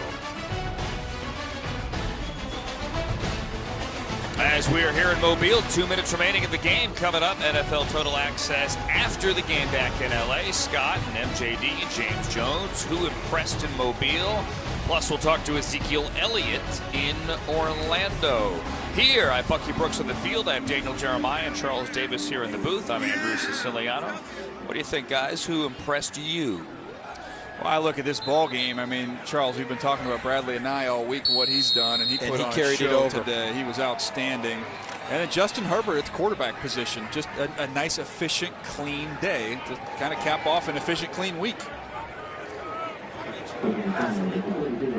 You see Darius Anderson to the backfield as well. He's over 100 yards from scrimmage. He has had a good day, had a 75-yard touchdown reception. He is one of 2 backs for the North. Josh Kelly, the other. Both over 100 yards from scrimmage. Kelly has over 100 yards rushing. Under the radar, DJ, Bucky, I think the defensive tackle from Ohio State, Devon Hamilton, because you're not going to have big numbers there, but I thought he did work in here today. Yeah, I talked to somebody at their program about him. He said, look, the reason the production may be not where you want it because they blow the doors off everybody they play. Everybody's sitting down in the third quarter. He's not playing that much, and also he's more of a run stuffer. Well, when you're up by 30 points, teams aren't running the football. So that's what he does best, and that's what he's done a good job of this week. And Jordan Love will take a knee. Bucky, I know you like Josh Kelly. I come out of here a bigger Antonio Gibson fan than when I arrived. Am I crazy or am I onto something? No, I think you're really onto something. I think both guys bring different things to the table. I think Josh Kelly has shown you, like when we think about the Devontae Freeman's guys that are a little smaller, that are lead backs, you saw that Josh Kelly could do some of that stuff. And Gibson, I think, coming off the heels of Tony Pollard having success, Gibson certainly can carve out a nice role for himself in the National Football League. Yeah, he looks like a bigger version of it to me coming out. And he can play a lot of places, Gibson can. And remember Darrell Henderson, right, with the Rams 2 years ago coming out. You had Gibson, you had Henderson, you had Pollard all together there from Memphis. A lot of speed on that team. Two guys that really had good practices before they shut it down during the week, too, though. Javon Kinlaw. Yes. He's call timeout. You hear that? Matt Patricia's team has the lead by 14. He started motioning to the other sideline, don't get on the field yet. He said he wanted to call a timeout, and he has to with 3 seconds to go. Let's see if he actually follows through with the threat. He called a timeout with 2 seconds left. A chance to make a kick here. I'm okay with that, but I was getting back to Kinlaw. I thought he was so dominant here during a couple days of practice out of South Carolina. He's a very real possibility he ends up being a top 10 pick with just how long and strong and just destructive he was this week. And then Marlon Davidson from Auburn, another one who was outstanding defensive lineman who didn't make it to the game. I thought Kinlaw in ways reminded me of when Jaron Reed was here with Alabama. Dominant all week. Bigger version. But you remember the question about Jaron Reed going into the NFL was? Can he rush the passer? Well, 2 years ago he had 10.5 sacks. Missed the first 6 games this year due to NFL suspension. But they got better immediately when he came back to Seattle this year. To end the game, Tyler Bass from Georgia Southern from 50. He drilled it with plenty of room from 58 in practice, and this one is good as well. A 50-yard field goal. And Matt Patricia's having a laugh with the bucket over his head as his North team is a winner, 34-17 over the South. Now, if this was normal situation, this would be a real tense handshake between Matt Patricia and Zach Taylor. In this case, they'll hug it out. It's all good. It's all good. Hey, appreciate the week. Stay in touch, okay? There's Zach Taylor say, all good. It's all good. I don't mind that you gave Mr. Bass a 50-yarder to end the game, to put that on tape, and he drilled it. You're not running up the score. You're giving a young man an opportunity. Yeah, regular season, faces would have been a little tight there. Yep. It would have been a heck of a grip, wouldn't it, DJ? Jim Schwartz, Jim Harbaugh mean anything to you? Or Pete Carroll, Jim Harbaugh, what's your deal? Hey, it would have been a lot of things. Kind of deal. Caps off a really good week here. The North beats the South 34-17. We saw Justin Herbert for the South look pretty good, 9-13, 83 yards and a touchdown. But this is a big part of it too, right? The camaraderie. You know, college rivalries now are fun as opposed to tense. You know, you've had that week with guys that maybe you thought you didn't like, and all of a sudden you find out that guy's not so bad. And you'll always have that bond. You played in the game together, teammates on this one, and that'll carry with you the rest of your life. The next time everybody on the field down there puts on shoulder pads and a jersey, they'll be playing for an NFL team. It's pretty cool. And this is just one step on our path to the draft. Coming up, pro days, and then the scouting combine at the end of February in Indianapolis on NFL Network, and eventually marching towards the draft itself on the night of April 23rd in Las Vegas this year. Justin Herbert's named the MVP, 9-13 Here's for those Vivek 83 Mehrotra, yards. Reese's brand manager, who is going to present the MVP of the game. Hey, Justin, you had a hell of a week. I appreciate it. Hey, Reese's MVP 2020. Great game, sir. Great game. Here you are, man. That's awesome. Justin, your team didn't get the win today, but what does it mean to you to come down here and go home with that trophy? It's been a huge opportunity. It's been such a great week. It's been busy. We've been tested, but we've had a lot of fun and would have liked to have won this game, but we played hard and really enjoyed spending time with the guys. What do you hope you showed all the coaches and scouts here through the course of this week? I wanted to be myself. I wanted to come compete. I wanted to have fun. This is an opportunity. I've said this so many times that not a whole lot of people get to go through. And I love the game of football. I love being here, and it's been a blast. Another 3 months here. What does the rest of the pre-draft process hold for you? A lot of work. Go watch some film, lift some weights, throw some balls around. That's about it. Thanks, Justin. Appreciate it. Thank you. Justin Herbert, guys.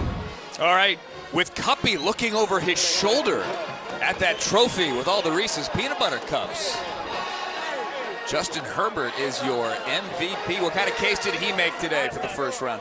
Oh, he's absolutely going to be a top 15 pick. Now the question is how high he's going to go. I think the team watching him here, the Detroit Lions, maybe something to think about there, starting number 3. And at worst, as you mentioned before, they're in that spot now that if people want a guy like Justin Herbert, you might want to deal with us first because you might not get a shot at him if you let him go beyond there. Was not the only guy who had a good game. You saw Bradley and you saw Mr. P. Ryan and Hasty. Good game. The North wins for the 6th time in 8 years, if you're keeping track, 34-17. For Daniel Jeremiah, Charles Davis, Tom Pelissero, and Bucky Brooks, thanks for a great crew here in Mobile. I'm Andrew Siciliano. So long.